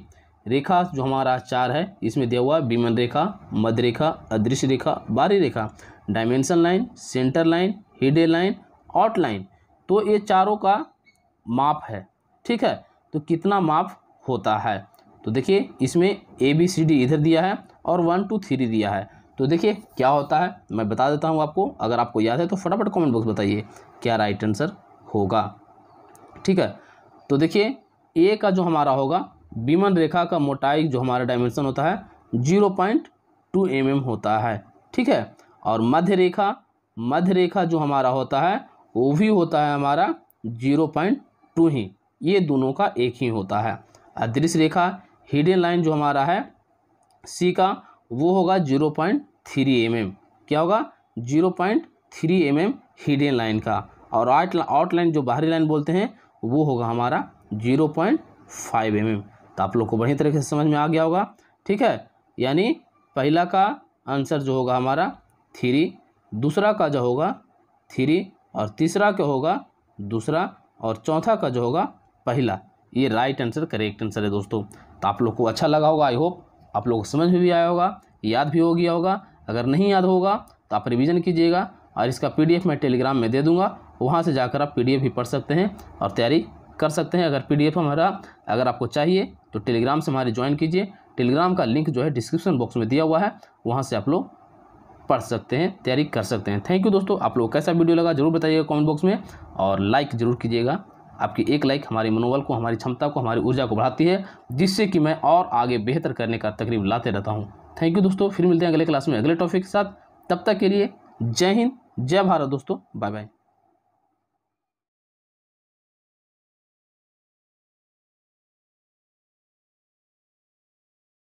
हेलो गाइज, आप सभी का स्वागत है आपका अपना यूट्यूब चैनल ITI गाइडलाइन में। मैं हूं राम व्यास यादव। जैसा कि दोस्तों आज ड्राइंग का क्लास जो चल रहा है, दूसरा क्लास चल रहा है। आप लोग पहला क्लास कल के वीडियो में देख लिए होंगे। बहुत ही इंपॉर्टेंट क्वेश्चन मैं करवा रहा हूं इंजीनियरिंग ड्राइंग का। जितने भी ITI के विद्यार्थी हैं इंजीनियरिंग ड्राइंग की क्लास करना चाहते हैं तो आप लोग फटाफट हमारे चैनल के साथ आप लोग जुड़ जाइए। तो यहाँ पे देख सकते हैं ये प्रथम वर्ष के लिए चल रहा है सभी विद्यार्थी के लिए, और सेकंड ईयर वाले भी पढ़ सकते हैं, कहीं कोई दिक्कत नहीं है। तो जितने भी सभी विद्यार्थी के लिए है, जितने भी ट्रेड हैं, फिटर हो, इलेक्ट्रीशियन हो, वेल्डर हो, टर्नर हो, मशीनिस्ट हो, जितने भी हैं सारे के लिए MCQ क्वेश्चन प्रोवाइड करवा रहा हूँ, जो कि नए पैटर्न के आधारित पे, किस पे, नए पैटर्न के आधारित पे, जो आपको इंजीनियरिंग ड्राइंग का, फिर से मैं रिपीट कर दे रहा हूँ, इंजीनियरिंग ड्राइंग का जो मर्ज किया गया है ट्रेड थ्योरी के साथ में, जो कि आपको पहले क्लास में ही आपके सेंटर रहते थे, आपके कॉलेज में ही सेंटर रहते थे और आप एग्जाम देते थे ऑफलाइन एग्जाम, वो हो चुका है आप लोगों को सेंट्रलाइज अब, और CBT एग्जाम, जो कि ट्रेड थ्योरी के साथ में CBT एग्जाम, ऑनलाइन एग्जाम आपके होंगे। तो उनको बेहतर से बेहतर तैयारी के लिए, अच्छे मार्क्स पाने के लिए आप हमारे चैनल के साथ जुड़े। अगर आप हमारे चैनल को अभी तक अगर सब्सक्राइब नहीं किए तो आप लोग फटाफट चैनल को सब्सक्राइब कर लीजिए और बढ़िया से बढ़िया अच्छे तरीके से आप लोग तैयारी कीजिए। यहाँ पे बहुत सारे आपको वीडियो मिल जाएंगे, जो कि आप इसे पढ़ करके, तैयारी करके आप अच्छे जॉब हासिल कर सकते हैं। जो कि यहाँ पे देख सकते हैं आप, बहुत प्रकार के वीडियो यहाँ पे अपलोड किए हुए हैं, जिससे कि ट्रेड थ्योरी का बहुत सारे क्वेश्चन हैं, ड्राइंग का है, आप लोग को एग्जाम CBT एग्जाम होता था, कैसा हो रहा नहीं हो रहा, सारा यहाँ पे आप लोग को डिटेल दिया हुआ है। आप प्ले लिस्ट में भी जा कर के आप देख सकते हैं, जो कि सारा वीडियो यहाँ पे अपलोड किया हुआ है। तो आप लोग बढ़िया से प्ले लिस्ट में जाइए और प्ले लिस्ट को खोलिए, वहाँ पर सारे वीडियो आप लोग को मिल जाएंगे। वहाँ पर से आप अच्छी तरीके से तैयारी कर सकते हैं। Trade theory, workshop calculation, employability skill, engineering drawing, सारा यहाँ पे प्ले लिस्ट आपको मिल जाएगा। तो यहाँ से आप लोग अच्छे से अच्छे तैयारी कर सकते हैं। चलिए आज की क्लास शुरू करते हैं। आज का पहला क्वेश्चन, यानी कल 12 क्वेश्चन नंबर तक मैं करा दिया था आपको, आज 30 क्वेश्चन नंबर से शुरू होगा। कल हमने 12 क्वेश्चन नंबर करा दिया था आपको, और आज 30 क्वेश्चन नंबर आपके स्क्रीन पे। क्वेश्चन को और ऑप्शन को बढ़िया सुनिएगा, समझिएगा और आंसर दीजिएगा कमेंट बॉक्स में अगर आपको याद होगा तो। क्वेश्चन है, T² किस प्रकार की रेखाएं खींचने के उपयोग में लाया जाता है। बहुत ही इजी क्वेश्चन, लाजवाब क्वेश्चन, शानदार क्वेश्चन आपके स्क्रीन पे है। क्षैतिज, ऊर्ध्वाधर, अनंत, जिसको तिर्यक बोलते हैं, सभी प्रकार की। तो राइट आंसर क्या होगा दोस्तों? राइट आंसर, करेक्ट आंसर जो हमारा होगा क्षैतिज। यानी T² किस प्रकार की रेखाएं खींचने के उपयोग में लाया जाता है, तो क्षैतिज रेखा के उपयोग में लाया जाता है। ऑप्शन नंबर ए हमारा करेक्ट आंसर, राइट आंसर दोस्तों। चलिए इसी साथ अगला क्वेश्चन आपके स्क्रीन पे। क्वेश्चन है कि सेट स्क्वायर किस आकार में पाया जाता है।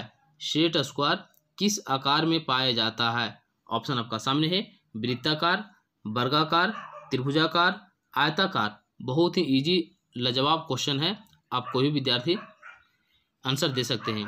और सबसे पहले मैं बता देता हूं कि भाई आप लोग क्लास कीजिए, और इंजीनियरिंग ऐसा नहीं है कि सिर्फ ऑब्जेक्टिव क्वेश्चन है तो ऑब्जेक्टिव पढ़ने से आपको हो जाएगा। सब्जेक्टिव भी पढ़िए, फ्री हैंड स्केच बनाइए, सेट स्क्वायर के द्वारा ऑब्जेक्ट बनाइए, व्यू बनाइए, और आप लोग क्लास कीजिए, अच्छे से तैयारी कीजिए, तभी आपको ऑब्जेक्टिव क्वेश्चन समझ में आएगा। जब तक सब्जेक्टिव नहीं पढ़िएगा ऑब्जेक्टिव आपको समझ में नहीं आएगा। इसलिए आप लोग क्लास जाइए, अपने अपने कॉलेज जाइए, इंस्टीट्यूट जाइए, वहाँ क्लास कीजिए प्रतिदिन, और अच्छे मार्क्स ला करके पास कीजिए, जो कि आगे भविष्य में भी आपको काम दे। तो राइट आंसर, करेक्ट आंसर क्या होगा दोस्तों? राइट आंसर जो हमारा होगा त्रिभुजाकार ट्रेंगल। यानी सेट स्क्वायर किस आकार में, किस शेप में पाया जाता है, तो त्रिभुजाकार ट्रेंगल में पाया जाता है। ऑप्शन नंबर सी हमारा करेक्ट आंसर, राइट आंसर। चलिए वीडियो अगर अच्छा लगा तो फटाफट आप लोग लाइक कर दीजिए भाई। क्वेश्चन है कि IS विशिष्टता के अनुसार विभिन्न प्रकार के रेखा चित्रपट उपलब्ध होते हैं, इनमें से D2 आकार का निर्दिष्ट रेखापट कौन सा है? ऑप्शन आपका सामने, यानी D2 का साइज पूछ रहा है। कल क्या मैं T2 का बताया था और A4 का साइज जो बताया था, उसी प्रकार D2 का साइज क्या होगा यहाँ पे दिया हुआ है। mm में सारा 500 mm गुने 350 mm गुने 15 mm, ठीक है। इसी प्रकार आपको चारों ऑप्शन दिया हुआ है, 700 गुने 500 गुने 15, 1000 गुने 700 गुने 25, और 1500 गुने 1000 गुने 25, सारा mm में दिया हुआ है। तो राइट आंसर, करेक्ट आंसर क्या होगा दोस्तों? D2 का जो साइज हमारा होता है 500 mm गुने 350 mm गुने 15 mm, ठीक है। ऑप्शन नंबर ए हमारा करेक्ट आंसर, राइट आंसर। चलिए इसी के साथ अगला क्वेश्चन आपके स्क्रीन पे। क्वेश्चन है कि 4 प्रकार के अर्ध स्वचालित पेंसिल लेड प्राप्त होते हैं, इनमें से एक अर्ध स्वचालित पेंसिल लेड का आकार निम्न होता है, कितना होता है, उसका साइज कितना होता है? आकार पूछ रहा है, यहाँ पे देखिए आकार पूछ रहा है, यानी साइज उसका 0.1 mm, 0.2 mm, 0.6 mm, 0.5 mm। तो राइट आंसर, करेक्ट आंसर क्या होगा दोस्तों? 0.5 mm। 4 प्रकार के अर्ध स्वचालित पेंसिल लेड प्राप्त होते हैं, इनमें से एक अर्ध स्वचालित पेंसिल लेड का आकार होता है 0.5 mm। ऑप्शन नंबर डी हमारा करेक्ट आंसर, राइट आंसर। चलिए फटाफट अपने दोस्तों के साथ लिंक को शेयर कर दीजिएगा जिससे कि आपके दोस्तों को भी लाभ मिल सके। अगला क्वेश्चन आपके स्क्रीन पे, ड्राइंग बोर्ड की कार्यकारी कोर किससे जांचा जाता है? ड्राइंग बोर्ड की कार्यकारी कोर किससे जांचा जाता है? ऑप्शन आपका सामने है, प्रकार, टी स्क्वायर, सेट स्क्वायर, मापनी। तो राइट आंसर, करेक्ट आंसर क्या होगा दोस्तों? टी स्क्वायर के द्वारा। ऑप्शन नंबर बी हमारा correct answer, right answer. Drawing board की कार्यकारी कोर को किससे जांचा जाता है? तो टी स्क्वायर के द्वारा। ऑप्शन नंबर बी हमारा करेक्ट आंसर, राइट आंसर। चलिए इसी के साथ अगला क्वेश्चन आपके स्क्रीन पे क्वेश्चन है कि एक रेखा चित्र बोर्ड में अनेक भाग होते हैं जिसमें से बैटन का कार्य होता है क्या? ऑप्शन आपका सामने है, पट्टियों की कसना, विकृत होने से रोकना, पट्टियों को सहारा देना, टेबल पर टिक देना। तो राइट आंसर, करेक्ट आंसर क्या होगा दोस्तों? राइट आंसर जो हमारा होगा, विकृत होने से रोकना। ऑप्शन नंबर बी हमारा करेक्ट आंसर, राइट आंसर, विकृत होने से रोकना। Option number B. चलिए इसी के साथ अगला क्वेश्चन आपके स्क्रीन पे क्वेश्चन है कि ड्राइंग शीट को उनके आकार के अनुसार भारतीय मानक द्वारा पदनामित किया गया है। 1 मीटर स्क्वायर सतह क्षेत्रफल वाली ड्राइंग शीट का पदनाम होगा। यानी क्या है कि ड्राइंग शीट उनके आकार के अनुसार भारतीय मानक द्वारा, जिसको ISO बोलते हैं हम लोग, पदनामित किया गया है।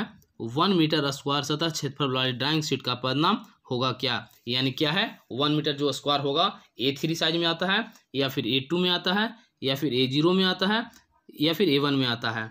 क्या राइट आंसर होगा? राइट आंसर, करेक्ट आंसर जो हमारा होगा, A0 साइज में आएगा। ऑप्शन नंबर डी हमारा करेक्ट आंसर, राइट आंसर दोस्तों। चलिए MCQ क्वेश्चन मैं इंडियन ड्राइंग का इसलिए करवा रहा हूँ कि आप लोग को अब ऑब्जेक्टिव क्वेश्चन पूछा जाएगा इंडियन ड्राइंग में CBT एग्जाम में, इसलिए आप लोग तैयारी कीजिए CBT एग्जाम का निम्न पैटर्न के आधारित पे आप लोग ऑब्जेक्टिव क्वेश्चन है SP 46 2003 के अनुसार एक A0 साइज की ड्राइंग शीट के प्रिंट को फाइलिंग व वाइंडिंग करने के लिए प्रिंट को मोड़ने के लिए कितने मोड़ दिए जाते हैं? ऑप्शन आपका सामने है, 7 मोड़, 8 मोड़, 9 मोड़, 10 मोड़। तो राइट आंसर, करेक्ट आंसर क्या होगा दोस्तों? राइट आंसर जो हमारा होगा, 9 मोड़। ऑप्शन नंबर सी हमारा करेक्ट आंसर, राइट आंसर। ठीक है, चलिए इसी के साथ अगला क्वेश्चन आपके स्क्रीन पे अगला क्वेश्चन है कि SP 46 2003 के अनुसार एक A1 साइज की ड्राइंग शीट के प्रिंट को कैबिनेट में संरक्षित करने के लिए प्रिंट को मोड़ने के लिए कितने मोड़ दिए जाते हैं? ऑप्शन आपका सामने है, 4, 6, 7, 9। तो क्या राइट आंसर होगा? राइट आंसर जो हमारा होगा, 4। ऑप्शन नंबर ए हमारा करेक्ट आंसर, राइट आंसर। कितने होते हैं? A1 4 मोड़। चलिए इसी के साथ अगला क्वेश्चन आपके स्क्रीन पे क्वेश्चन फिगर वाला है, ध्यान दीजिएगा कि दिए गए उपकरणों में से बहुत छोटे आयाम के वस्तु का स्थानांतरित करने तथा उसके अनेक बराबर भागों में बांटने के लिए प्रयुक्त किया जाता है।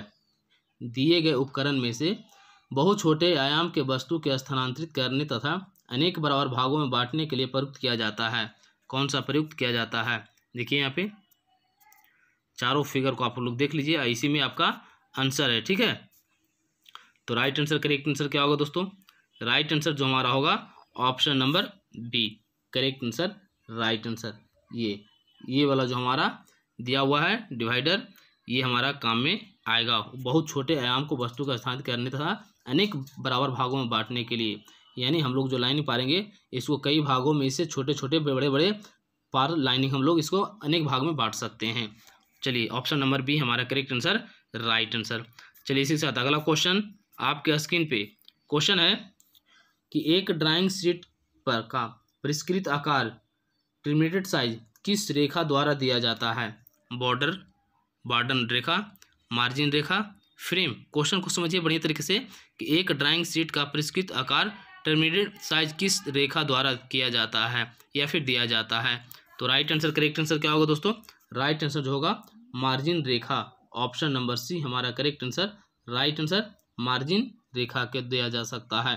Option number C, correct answer, right answer. चलिए इसी के साथ अगला क्वेश्चन आपके स्क्रीन पे क्वेश्चन है कि एक ड्राइंग शीट को वाइंडिंग व फाइलिंग करने के लिए शीट के बाएं छोड़े गए क्षेत्र किस रेखा द्वारा दर्शाया जाता है? जो हम लोग ड्राइंग शीट पे जो बनाते हैं, फाइलिंग करते हैं, करने के लिए जो बाएं साइड में छोड़े गए क्षेत्र होते हैं उस रेखा द्वारा दर्शाया जाता है क्या? मार्जिन रेखा, बॉर्डर रेखा, फ्रेम, अनुस्थापन चिन्ह। तो राइट आंसर, करेक्ट आंसर क्या होगा दोस्तों? राइट आंसर जो हमारा होगा बॉर्डन रेखा, ऑप्शन नंबर बी हमारा करेक्ट आंसर। राइट आंसर क्या होगा? बॉर्डन रेखा। दिए गए वेल्डिंग चिन्हों का नाम के अनुरूप मिलान कीजिए। क्वेश्चन बहुत ही शानदार है, इसे समझिए कि आपको 1 2 3 4 यानी एक क्वेश्चन में 4 क्वेश्चन आपका बन रहा है। ठीक है, इस अगर आप बढ़िया तरीके से चारों याद कर लेते हैं तो आपको 4 क्वेश्चन कंप्लीट हो जाएगा। क्या है कि दिए गए वेल्डिंग चिन्हों का नाम के अनुरूप मिलान कीजिए। तो यहाँ पे देखिए सबको मिलान करना है। ये हमारा क्या, ये साइड 1 2 करके जो दिया हुआ है फिगर दिया हुआ है, और इस साइड उसका चिन्ह का नाम दिया हुआ है। तो पहचान करना, अगर आप लोग जानते हैं तो कमेंट बॉक्स में फटाफट कमेंट कीजिए, बताइए क्या राइट आंसर होगा। तब तक मैं आप लोग को बता दे रहा हूँ। तो राइट आंसर जो हमारा होगा दोस्तों, यहाँ पे देख सकते हैं ये जो पहला वाला है वो प्लग है। क्या है? प्लग है। ये इसका अगर सिंबल आप कहीं देखेंगे तो प्लग पे आप टिक लगाइएगा। पहला क्वेश्चन क्लियर। दूसरा हमारा है जो फिगर हमारा ये दिया हुआ है, ये फिगर जो हमारा है देखिए स्टिच का है, option number D correct answer, right answer है भाई। ठीक है, यानी पहला का आंसर हमारा होगा बी, दूसरा का जो हमारा आंसर होगा डी, और तीसरा जो हमारा दिया हुआ यहाँ पे देखिए इस तरह का अगर सिंबल दिया हुआ रहता है तो हमारा क्या होगा? सीम का। किसका होगा? सीम का, यानी ऑप्शन नंबर ए हमारा करेक्ट आंसर, राइट आंसर। चौथा जो हमारा है, ये जो फिगर लास्ट में जो हमारा बचा है कौन सा है? प्रक्षेपित का, यानी ऑप्शन नंबर सी, ये हमारा मिलान हो चुका। ठीक है, तो आप लोग याद कर लीजिएगा बढ़िया तरीके से, पहले आप लोग लिख लीजिएगा कॉपी में। अगर इस तरह डिस्टर्ब हो रहा है तो मैं यहाँ पे सभी आंसर दे दिया हूँ, उसे आप लोग पता कर लीजिएगा। ठीक है, क्लियर। चलिए अगला क्वेश्चन क्यों आप लोग चलते हैं। अगला क्वेश्चन जो है यहाँ पे आपके स्क्रीन पे देखिए, क्वेश्चन जो है कि दिए गए प्रतीक चिन्ह बिल्डिंग के हैं मिलान कीजिए। ये भी हमारा क्या है? बिल्डिंग का दिया हुआ है, इसे भी मिलान करना है। तो चलिए थोड़ा ऊपर नीचे हो रहा है, क्वेश्चन को मैं छिपा दे रहा हूँ इसलिए कि क्वेश्चन आपको पता है सिर्फ मिलान करना है। यहाँ पे भी क्या है? पहला, दूसरा, तीसरा, चौथा, यानी 1 2 3 4, इसमें भी 4 क्वेश्चन हमारे क्लियर होंगे। तो ये पहला जो सिंबल हमारा दिया हुआ है वो किस चीज़ का है? 4 क्वेश्चन एक बार में आपका कंप्लीट हो रहा है। याद रखिएगा इधर जो क्वेश्चन जो आ रहा है, पहला जो हमारा है वो क्या, ये सिंबल जो रहेगा हमारा स्क्वायर बट का रहेगा। ध्यान दीजिएगा किसका रहेगा? स्क्वायर बट का, यानी ए के साथ बी का मिलान होगा। दूसरा जो हमारा सिंबल जो दिया हुआ है वो हमारा है बैकिंग स्ट्रिप का, यानी ऑप्शन नंबर डी। ये जो इस तरह का फिगर अगर देखते हैं, सिंबल देखते हैं तो बैकिंग स्ट्रिप का होगा। तीसरा जो हमारा अगर इस तरह का आप सिंबल आप देखते हैं तो वो होगा हमारा सिंगल बेवल बट का, यानी ऑप्शन नंबर ए हमारा करेक्ट आंसर, राइट आंसर। बाकी जो हमारा ये चौथा नंबर जो बचा, ये अगर इस तरह का सिंबल रहता है तो फिलेट का रहेगा, यानी ऑप्शन नंबर सी हमारा करेक्ट आंसर, राइट आंसर। दोस्तों इस तरह आप लोग बढ़िया तरीके से इसको भी याद कर लीजिएगा। 2 क्वेश्चन में 8 क्वेश्चन आपका क्लियर होगा। चलिए अगला क्वेश्चन की ओर चलते हैं हम लोग। अगला क्वेश्चन जो हमारा है,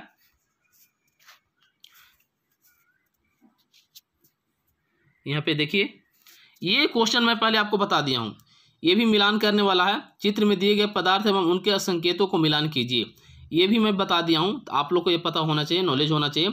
कुछ जो है इसमें नहीं बताया हूँ वो अभी आप क्लियर कर लीजिए। इसमें भी 4 क्वेश्चन आपका बनेंगे, 1 2 3 4, यानी इसमें भी आपका 4 क्वेश्चन बनेंगे। पोर्सिलिन का फिगर कौन सा है, ये आपको मिलान करना है। पोर्सिलिन का जो फिगर हमारा है ये हमारा है। ठीक है, यानी ऑप्शन नंबर बी हमारा करेक्ट आंसर, राइट आंसर भाई। दूसरा जो है फाइबर का हमने बताया था, तो बता सकते हैं आप लोग कौन सा है। तो फाइबर का आ जाइए डी में, यानी ऑप्शन नंबर डी। फाइबर का अगर फिगर पूछता है तो इस प्रकार का हमारा रहेगा। तीसरा जो हमारा है कांच का भी मैं बता दिया हूँ, इसका भी आपका आंसर आना चाहिए कमेंट बॉक्स में। कांच का राइट आंसर क्या होगा? कांच का जो हमारा होगा इस तरह फिगर में हमारा आएगा राइट आंसर। ठीक है, और कंक्रीट का भी मैंने यहाँ पे ऑप्शन ए इसका क्लियर होगा। और कंक्रीट का भी मैंने बताया है, जो कि इसमें राइट आंसर सी होगा, यानी ऑप्शन नंबर सी। कंक्रीट का फिगर इस तरह का होगा। तो चलिए करेक्ट आंसर, राइट आंसर। अगला क्वेश्चन की ओर हम चलते हैं। अगला क्वेश्चन जो हमारा है देखिए, बहुत ही लाजवाब और शानदार क्वेश्चन भाई। वीडियो बहुत ही लाजवाब आज वीडियो है, शानदार वीडियो है। इसमें क्वेश्चन बहुत इंपॉर्टेंट क्वेश्चन है, वीआईपी क्वेश्चन है। एमसीक्यू जो बता रहे हैं आप लोग को, ब्लूप्रिंट में M30 गुने 1.7 को समझाइए। ठीक है, ब्लूप्रिंट में M30 गुने 1.7 को समझाइए। यानी इसका जो है मतलब क्या होता है, ये हमको समझाने के लिए कहा जा रहा है। तो एम का मतलब जो होता है मीट्रिक जो चूड़ी होता है उसको बोला जाता है। 30 जो हमारा ये है, एम के बाद जो 30 दिया हुआ है तो चूड़ी का व्यास जो दिया हुआ है एम में आपका दिया हुआ है, इंटू आपको करके 1.7 का जो मतलब दिया हुआ है वो चूड़ी का पिच एम में ही दिया होता है। इसका मतलब ये होता है एम मीट्रिक चूड़ी, 30 चूड़ी का व्यास, 1.7 चूड़ी का पिच। ठीक है, तो ये हमारा करेक्ट आंसर, राइट आंसर भाई। चलिए अगला क्वेश्चन की ओर हम लोग चलते हैं। अगला क्वेश्चन जो है देखिए क्या बोलता है। अगला क्वेश्चन जो हमारा है कि रेखा चित्र में दी गई बीमा में जो ये हमारा अंडर रूट दिया हुआ है, ठीक है, ये अंडर रूट जो हमारा दिया हुआ है इसमें जी का फिगर दिया हुआ है बीच में, इसका अर्थ क्या होता है? तो ग्राइंडिंग द्वारा फिनिश सतह होता है। याद रखिएगा क्या होता है, ग्राइंडिंग द्वारा फिनिश सतह को हम लोग इस तरह से करते हैं, तो आप लोग इसको ध्यान दीजिएगा। ठीक है, कहीं कोई दिक्कत, ये जो हमारा इस तरह अगर दिया हुआ रहता है भी और उसके अंदर जी लिखा हुआ रहता है तो ग्राइंडिंग द्वारा फिनिश सतह। चलिए अगला क्वेश्चन के हम लोग चलते हैं। अगला क्वेश्चन जो है यहाँ पे देखिए उसी प्रकार का जो दिया हुआ है ये आपका भी रूप बना करके इसके अंदर डी दिया हुआ है, तो प्रतीक चिन्ह रूढ़ियाँ किस प्रकार की फिनिशिंग को प्रदर्शित करती है? तो ड्रिल द्वारा फिनिश सतह को प्रदर्शित करता है। राइट आंसर क्या होगा? ड्रिल द्वारा फिनिश सतह को फिनिश प्राप्त करता है। याद रखिएगा डी का मतलब ड्रिल और आपका उसका पहले जो क्वेश्चन जी जो मतलब आया था ग्राइंडिंग आया था। ठीक है, तो चलिए अगला क्वेश्चन की ओर हम लोग चलते हैं। अगला क्वेश्चन जो हमारा है यहाँ पे देख सकते हैं कि उसी प्रकार दिया हुआ है भी के अंदर जो है आपका छोटा वाला एन जो दिया हुआ है, प्रतीक चिन्ह का अर्थ समझाइए, क्या अर्थ होगा? अगर आप लोग को आंसर याद है तो फटाफट कमेंट बॉक्स में आंसर दीजिएगा, और वीडियो अगर अच्छा लग रहा होगा, नॉलेजेबल होगा तो फटाफट भाई वीडियो को लाइक कर दीजिएगा, अपने दोस्तों के साथ शेयर कर दीजिएगा भाई। तब तक आप लोग आंसर दीजिए। राइट आंसर जो हमारा होगा एन जो हमारा है रफनेस नंबर तक सतह की फिनिशिंग होता है, रफनेस नंबर्स तक सतह की फिनिशिंग को कहते हैं। चलिए अगला क्वेश्चन की ओर चलते हैं। अगला क्वेश्चन जो है आज का सारा क्वेश्चन लाजवाब और शानदार क्वेश्चन है भाई, बहुत ही इंपॉर्टेंट क्वेश्चन है फर्स्ट ईयर विद्यार्थी के लिए और सेकेंड ईयर विद्यार्थी के लिए भी। ठीक है, एग्जाम में कहा नहीं जा सकता क्वेश्चन कहाँ से क्या आएगा, इसलिए आप लोग तैयारी रखें जमकर। एक स्टड वेल्डिंग का चिन्ह बनाइए। ठीक है, एक स्टड वेल्डिंग का चिन्ह अगर बनाने के लिए आता है तो ये आप बनाना कोई जरूरी नहीं, मैं बता दे रहा हूँ थोड़ा सा आपको। ये जो बॉक्स के अंदर में जो भी है वो बनाना कोई जरूरी नहीं है, लेकिन ये फिगर हमें बनाना बहुत जरूरी है। तो एक स्टड वेल्डिंग का जो है चिन्ह जो होगा इस तरह का होगा, आप बढ़िया तरीके से बना लीजिएगा। चलिए इसी के साथ अगला क्वेश्चन आपके स्क्रीन पे। अगला क्वेश्चन जो है देखिए यहाँ पे क्या बोल रहा है कि दिया गया प्रतीक एक प्रकार का वेल्डिंग का है, पहचानिए। ये जो हमारा प्रतीक जो दिया हुआ है, चिन्ह जो दिया हुआ है, एक वेल्डिंग में हमारा यूज होता है। तो ये कौन सा वेल्डिंग इसको कहते हैं? Flash welding. कौन सा वेल्डिंग कहते हैं? Flash welding. याद रखिएगा भाई। चलिए अगला क्वेश्चन की ओर हम लोग चलते हैं। अगला क्वेश्चन जो है दी गई वस्तु की परिच्छेदित सतह पर कटे पदार्थ को पहचानिए। ठीक है, ये जो पदार्थ हमारा इसका पहले मैं बता दिया था, ये कौन सा पदार्थ है? कांसा, पीतल, गन मेटल। ठीक है, राइट आंसर क्या है? कांसा, पीतल, गन मेटल। इसको आप याद रखिएगा। चलिए इसी के साथ अगला क्वेश्चन की ओर चलते हैं हम लोग।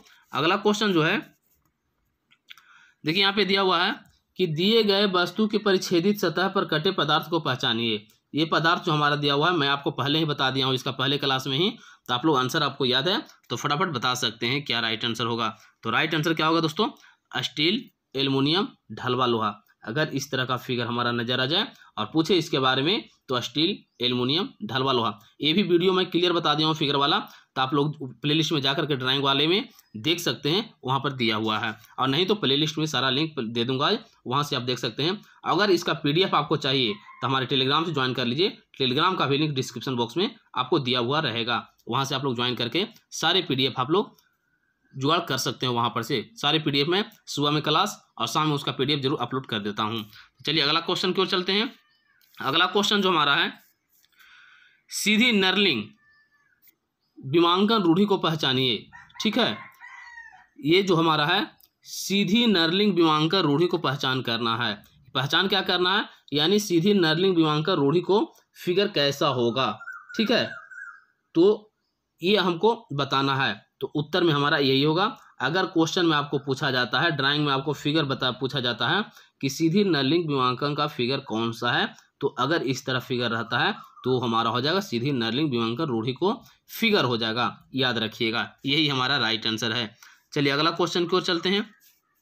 अगला क्वेश्चन जो हमारा है देखिएगा कि रोल्ड सेक्शन रूढ़ि अवरोधक का नाम लिखिए। ठीक है, रोल्ड सेक्शन रूढ़ि अवरोधक का नाम लिखने बोल रहा है, तो नाम लिख तो लिखा हुआ ही है रोल्ड सेक्शन रूढ़ि अवरोधक, यानी इसका फिगर कैसा होगा, ये होगा। अगर आपको एग्जाम में इस तरह का फिगर दिया हुआ रहता है, अगर इसका नाम पूछता है तो बता देना है रोल्ड सेक्शन रूढ़ि अवरोधक, या फिर पूछता है कि रोल्ड सेक्शन रूढ़ि अवरोधक का फिगर बनाइए, तो इस तरह फिगर बना देना है। फिगर बनाने बोले तो इस तरह फिगर बना देना है। अगर फिगर दिया हुआ रहे, नाम पूछे तो रोल्ड सेक्शन रूढ़ि अवरोधक नाम लिख देना है। चलिए क्लियर। अगला क्वेश्चन की ओर हम लोग चलते हैं। अगला क्वेश्चन जो है कि दिए गए वस्तु की परिच्छेदित सतह पर कटे पदार्थ को पहचानिए। देखिए, दिए गए वस्तु की परिच्छेदित सतह पर कटे पदार्थ को पहचानिए, यानी कौन सा पदार्थ है हमारा, जो फिगर जो दिया हुआ है, ये figure double double double double करके दिया हुआ है, कौन से पदार्थ कटा हुआ है, क्या इसको नाम है, तो विक्र, कार्य, मशीनरी, अग्निशः, ईंटे से ये हमारा है करेक्ट आंसर, राइट आंसर दोस्तों। ठीक है, कहीं कोई दिक्कत नहीं होना चाहिए आप लोगों को। रेखा चित्र में रुक्षता चिन्ह को पहचानिए। ठीक है, रुक्षता चिन्ह को पहचान करना है। ठीक है, ये जो फिगर दिया हुआ हमारा है, ये फिगर को पहचान करना है कौन से फिगर है, तो ये जो फिगर हमारा है मशीन द्वारा फिनिश सतह, क्या है, मशीन द्वारा फिनिश सतह, ये हमारा आंसर होगा। राइट आंसर क्या होगा दोस्तों, मशीन द्वारा फिनिश सतह। इस तरह अगर फिगर रहे तो पूछेगा रूढ़ता चिन्ह का, तो ये फिगर हमारा है मशीन द्वारा फिनिश सतह। चलिए अगला क्वेश्चन की ओर चलते हैं। वीडियो अगर अच्छा लगे तो आप लोग लाइक जरूर कीजिएगा भाई। चलिए अगला क्वेश्चन की ओर चलते हैं हम लोग। अगला क्वेश्चन जो हमारा है कि स्प्रिंग कई प्रकार की होती है, दिए गए चित्र में किस प्रकार की स्प्रिंग का रूढ़ि प्रतीक चिन्ह दिखाया गया है। एक चीज तो आप ध्यान रखिए, सबसे पहले रूढ़ चिन्ह जो होता है हमारा, वो क्या होता है, सिंबल होता है। ये जो हमारा सिंबल दिया हुआ है, रूढ़ चिन्ह जो दिया हुआ है, तो ये किस चीज़ का है, स्प्रिंग कई प्रकार के होते हैं, इसीलिए दिया गया कि स्प्रिंग बहुत सारे प्रकार का होता है, उसमें से बहुत सारे प्रकार में से ये कौन सा दिखाया गया, किसका रूढ़ प्रतीक चिन्ह है। तो राइट आंसर क्या होगा दोस्तों, राइट आंसर होगा, याद रखिएगा, केंद्रीय बैंड के साथ पत्तीदार स्प्रिंग। क्या होगा, फिर से मैं रिपीट कर दे रहा हूँ, केंद्रीय बैंड के साथ पत्तीदार स्प्रिंग।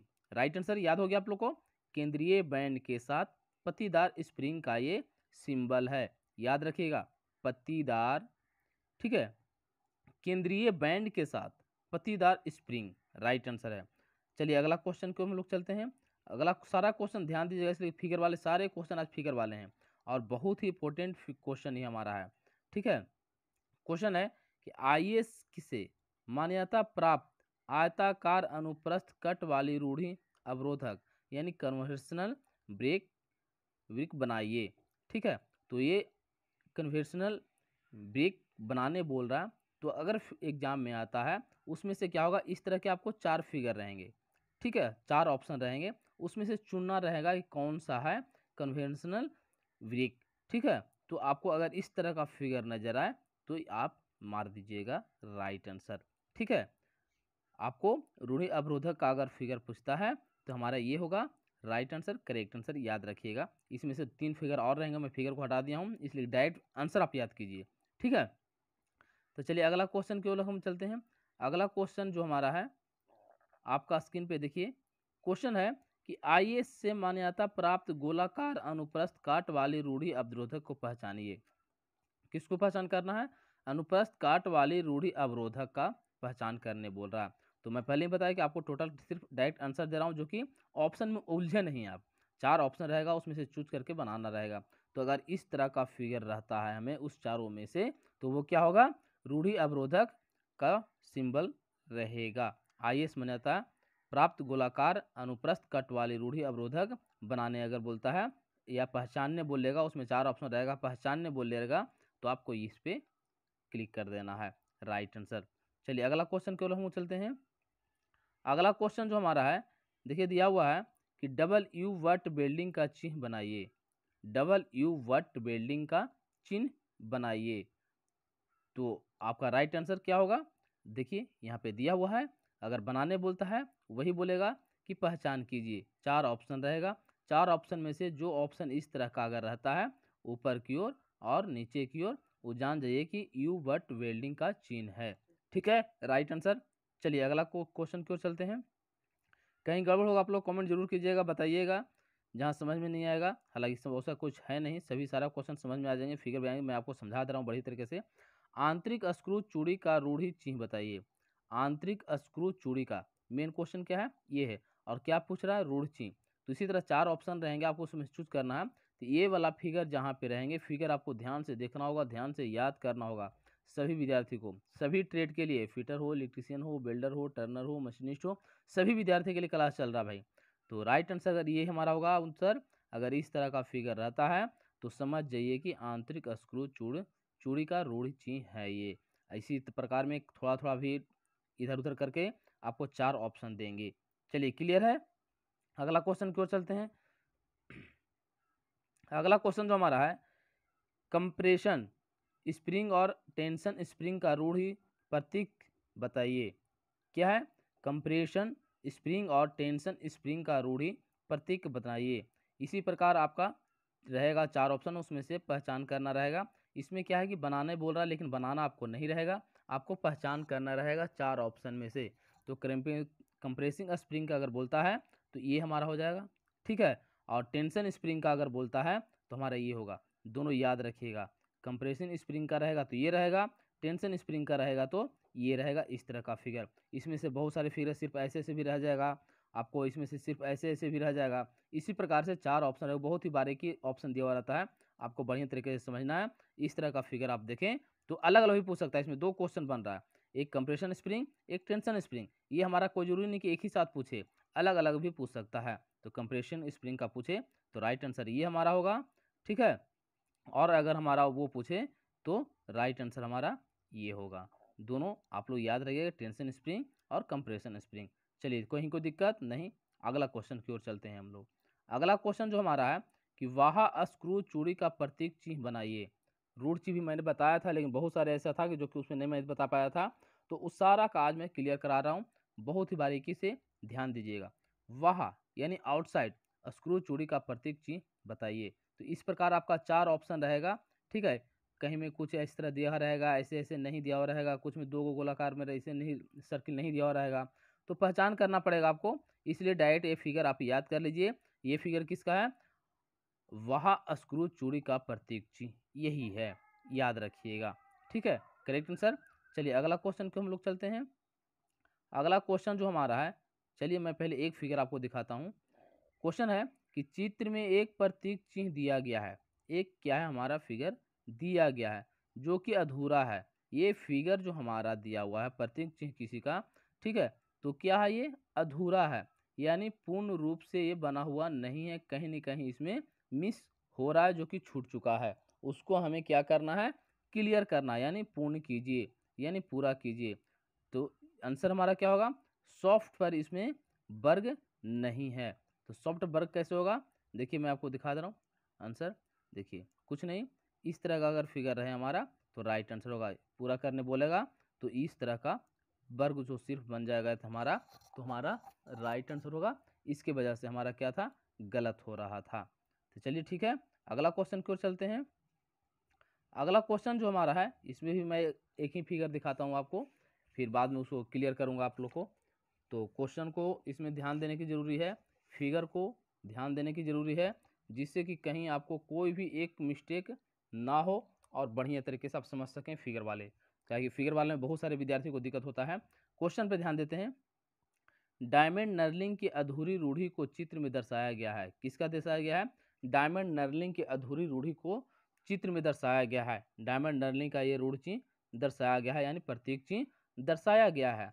इसमें कुछ चीज़ें जो होती है छूट गया है, तो उसको क्या है, पहचान, उसको क्लियर करना है, बनाना है पूरा जो छूटा हुआ चीज़ है। तो देखिए मैं आपको दिखा दे रहा हूँ नीचे वाला फिगर में, जो कि क्लियर हो जाएगा। देखिए अगर ये चीज़ आप दे देते हैं इसमें सिर्फ, तो आपका आंसर राइट हो जाएगा। अगर इस प्रकार का छोड़ देते हैं तो आपका क्या होगा, गलत हो जाएगा। यानी दोनों चीज़ आप देख लीजिए। डायमंड नर्लिंग का अगर पूछता है तो फिगर इस तरह का रहता है अगर हमारा, तो क्या होगा, ये गलत है और ये सही है। सिर्फ किसकी वजह से, ये, यानी ये अधूरा हमारा बना हुआ है और ये जो है पूरा किया हुआ है। चलिए ठीक है, अगला क्वेश्चन की ओर चलते हैं। अगला क्वेश्चन 26 क्वेश्चन नंबर जो हमारा है, देखिए कि होल ऑन लाइनर पिच की रूढ़ी चिन्ह बताइए। ठीक है, holes on A liner pitch की रूढ़ चिन्ह बनाइए। ठीक है, तो इस तरह का फिगर 4 गो रहेगा, तो चारों में से आप ध्यान रखिएगा, इस तरह का फिगर अगर सेम जो रहता है वो होगा हमारा holes on liner pitch. Figure वाले क्वेश्चन बता रहे हैं, अगर 4-4 रहता तो बहुत मुश्किल हो जाता है दिखाना, इसीलिए मैं शॉर्टकट में डायरेक्ट आपको आंसर याद करवा रहा हूँ कि 4 ऑप्शन अगर रहे आपको दे देंगे तो कन्फ्यूज कहीं ना कहीं करेंगे फिगर वाले में, इसलिए डायरेक्ट आप याद रखिए। उसमें क्या होगा कि एग्जाम में अगला पे आपको ध्यान ही नहीं जाएगा, ध्यान डायरेक्ट आंसर पे जाएगा और आप टिक लगा कर अच्छे नंबर अच्छे मार्क्स ला सकेंगे। ये आपको भविष्य में हर टेक्निकल एग्जाम में काम देंगे दोस्तों। तो चलिए राइट आंसर याद रखिएगा आप। अगला क्वेश्चन की ओर चलते हैं। अगला क्वेश्चन जो हमारा है आपका स्क्रीन पे आ चुका है कि holes on a circular pitch की रूढ़ चिन्ह बताइए। ठीक है, होल्स ऑन ए सर्कुलर का पिच का, ठीक है, रूढ़ चिन्ह, सारा रूढ़ चिन्ह सिंबल ही पूछ रहा है, तो किसका पूछ रहा है, होल्स ऑन सर्कल पिच का। तो अगर इस तरह का फिगर आपके सामने रहते हैं तो इस तरह प्रकार के में 4 फिगर रहेंगे, किसी में 2 दिया हुआ रहेगा, किसी में नहीं रहेगा, किसी में 1 सर्किल रहेगा, किसी में 2 सर्किल रहेगा। तो ये सब चीज़ सारी बातों पर, छोटी छोटी बातों पे ध्यान हमको देना है और क्लियर करना है आंसर को। तो अगर इस तरह का फिगर रहे और होल से सर्कल पिच पूछे तो आप आंख बंद करके क्लिक कर करके आंसर दे करके आगे बढ़ जाइए अगले क्वेश्चन के लिए। तो राइट आंसर याद रखिएगा आप इसको। तो चलिए, आज सममितीय प्रक्षेप जिसको बोलते हैं आइसोमेट्रिक प्रोजेक्शन में विमाएं, जिसको बोलते हैं विमाओं को डायमेंशन, वास्तविक विमाओं से कितने प्रतिशत कम होती है। ऑप्शन आपका सामने है, 13.5, 18.4, 22.5, 7.6, यानी 13.5, 18.4 और 22.5 और 7.6। तो सममितीय प्रक्षेप आइसोमेट्रिक प्रोजेक्शन में विमाएं डायमेंशन जिसको बोलते हैं वास्तविक विमाओं से कितने प्रतिशत कम होती है। तो राइट आंसर क्या होगा दोस्तों, अगर आपको याद है तो कमेंट बॉक्स में बताएं क्या राइट आंसर होगा। राइट आंसर होगा दोस्तों वो होगा हमारा ऑप्शन नंबर बी, 18.4 यानी 18.4। ऑप्शन नंबर बी हमारा करेक्ट आंसर, राइट आंसर। चलिए इसी के साथ अगला क्वेश्चन आपके स्क्रीन पे, अगला क्वेश्चन जो है देखिए क्या बोल रहा है। क्वेश्चन है कि सममितीय प्रक्षेप जिसको बोलते हैं आइसोमेट्रिक प्रोजेक्शन क्षैतिज से कितने डिग्री के कोण पर बनाया जाता है। ऑप्शन आपका सामने है, 45 से 45 डिग्री, 15 से 15 डिग्री, 30 से 30 डिग्री, 75 से 75 डिग्री, यानी 45 से 45 डिग्री, 15 से 15 डिग्री और 30 से 30 डिग्री, 25 से 25 डिग्री। तो राइट आंसर, करेक्ट आंसर क्या होगा दोस्तों, राइट आंसर जो हमारा होगा 30 डिग्री। ऑप्शन नंबर सी हमारा करेक्ट आंसर, राइट आंसर कितना होगा, 30 डिग्री। ऑप्शन नंबर सी हमारा करेक्ट आंसर, राइट आंसर। चलिए इसी के साथ अगला क्वेश्चन आपके स्क्रीन पे क्वेश्चन है कि संदर्भ प्रक्षेप जिसको पर्सपेक्टिव प्रोजेक्शन बोलते हैं क्षैतिज से कितने डिग्री के कोण पर बनाया जाता है। ऑप्शन आपका सामने है, 45 से 45 डिग्री, 0 से 45 डिग्री, 30 से 30 डिग्री, 0 से 30 डिग्री। तो राइट आंसर, करेक्ट आंसर क्या होगा दोस्तों, 45 से 45 डिग्री। ऑप्शन नंबर ए हमारा करेक्ट आंसर, राइट आंसर। संदर्भ प्रक्षेप जिसको बोलते हैं पर्सपेक्टिव प्रोजेक्शन क्षैतिज से कितने डिग्री के कोण पर बनाया जाता है, तो 45 से 45 डिग्री। ऑप्शन नंबर ए हमारा करेक्ट आंसर, राइट आंसर।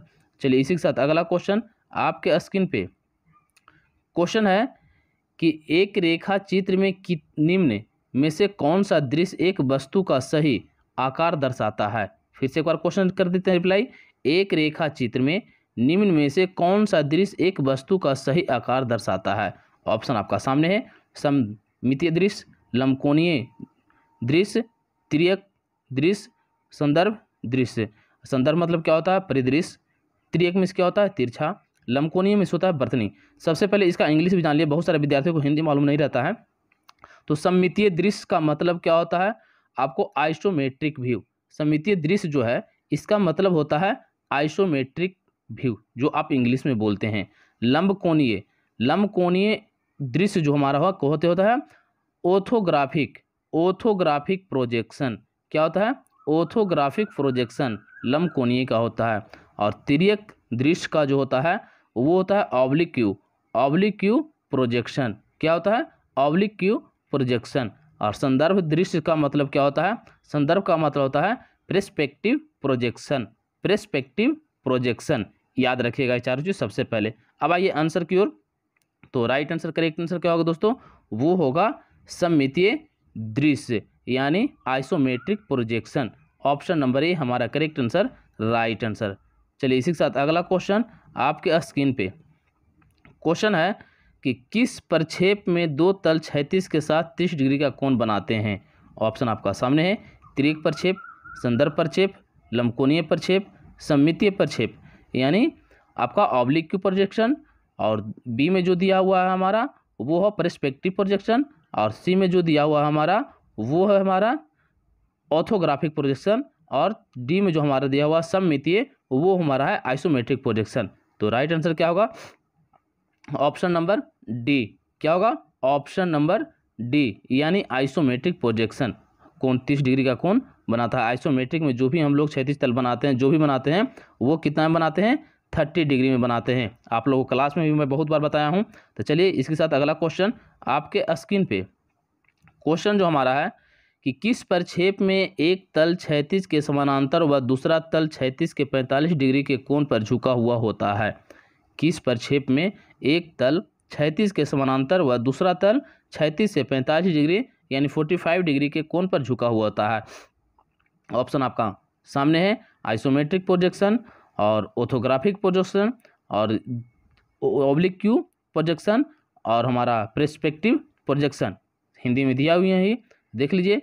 तो राइट आंसर, करेक्ट आंसर क्या होगा दोस्तों? तिर्यक प्रक्षेप। तिर्यक प्रक्षेप यानी ऑब्लिक क्यू प्रोजेक्शन बनाता है 45 डिग्री में। ऑप्शन नंबर सी हमारा correct answer, right answer.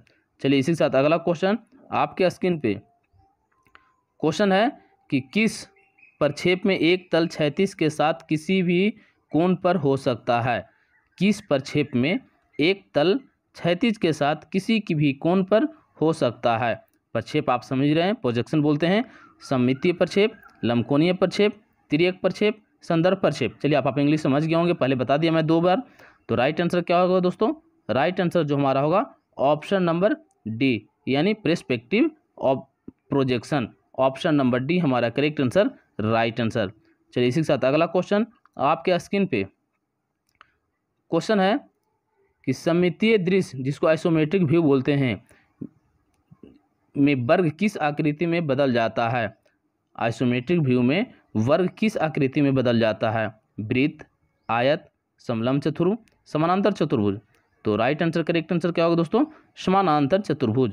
Option number D हमारा करेक्ट आंसर, राइट आंसर। समानांतर चतुर्भुज में बदल जाता है। चलिए इसी के साथ अगला क्वेश्चन आपके स्क्रीन पे क्वेश्चन है, फिगर वाला ध्यान दीजिएगा। क्वेश्चन है कि दिए गए प्रक्षेप को पहचानिए। क्या है?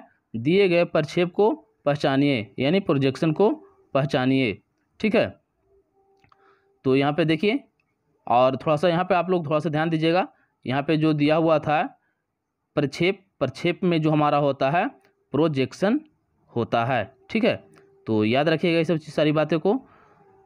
तो चलिए अगला जो ये क्वेश्चन है, इस क्वेश्चन को पर ध्यान दीजिए आप लोग। दिए गए प्रक्षेप को पहचानिए। तो ये फिगर को दिया हुआ है हमारा।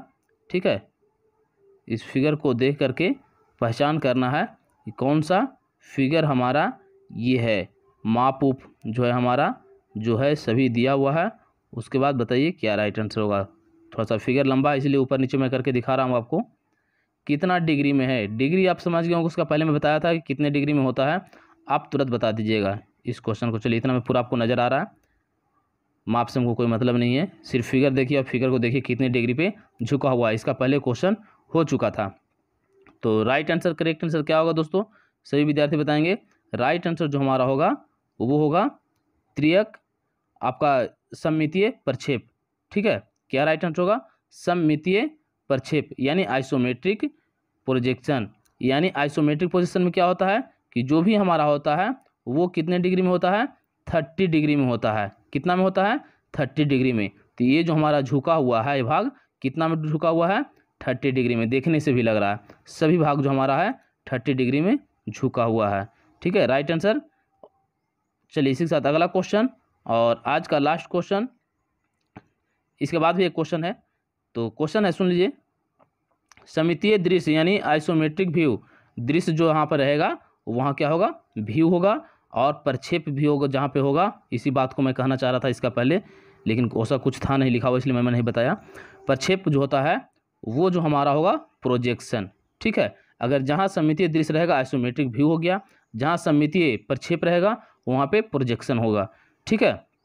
तो चलिए आइए ध्यान देते हैं। सममितीय दृश्य जिसको आइसोमेट्रिक व्यू बोलते हैं, में एक वृत्त किस आकृति का रूप ले सकता है। यहाँ पे देखिएगा थोड़ा सा मीठा जैसा लग रहा है, अंडाकार, वर्गाकार, वृत्ताकार, त्रिभुजाकार। तो राइट आंसर, करेक्ट आंसर क्या होगा दोस्तों, अंडाकार। ऑप्शन नंबर ए हमारा करेक्ट आंसर, राइट आंसर। कैसा होगा, अंडाकार। चलिए इसी के साथ अगला क्वेश्चन और आज का लास्ट क्वेश्चन आपके स्क्रीन पे। क्वेश्चन है कि प्रदर्शित चित्र में किस प्रकार का प्रक्षेप यानी प्रोजेक्शन दिखाया गया है। ये जो हमारा फिगर दिखाया गया है, किस प्रकार का प्रोजेक्शन, किस प्रकार का दिखाया गया है प्रक्षेप। तो देखिए कितना में है, ये जो हमारा दिया हुआ है कितना में है, 45 में। तो ये भी क्वेश्चन हो चुका था, अब है कि फिगर में बता रहा, ऊपर था डायरेक्ट एंगल था। तो किस में होगा बताइए, तिर्यक प्रक्षेप, सममितीय प्रक्षेप, संदर्भ प्रक्षेप, लंबकोणीय प्रक्षेप। तो क्या राइट आंसर होगा, अगर 45 में रहता है तो किस में रहता है, तिर्यक में, प्रक्षेप में, यानी ऑब्लिक्यू प्रोजेक्शन। ऑब्लिक्यू प्रोजेक्शन जो हमारा बनता है किसमें, 45 में बनता है। ऑप्शन नंबर ए हमारा करेक्ट आंसर, राइट आंसर दोस्तों। तो चलिए आज का क्लास यहीं पे समाप्त होता है। वीडियो आप लोगों को कैसा लगा जरूर कमेंट बॉक्स में बताइएगा। ऐसे ऐसी वीडियो के लिए आप लोग प्रतिदिन कमेंट करें और बताएं कि क्लास ऐसा लेकर प्रतिदिन आए या नहीं आए, आपकी इच्छा के अनुसार। तो चलिए थैंक यू दोस्तों, फिर मिलते हैं अगले क्लास में अगले टॉपिक के साथ। तब तक के लिए जय हिंद, जय भारत दोस्तों, बाय बाय। अपने दोस्तों के साथ शेयर जरूर कीजिएगा। थैंक यू दोस्तों।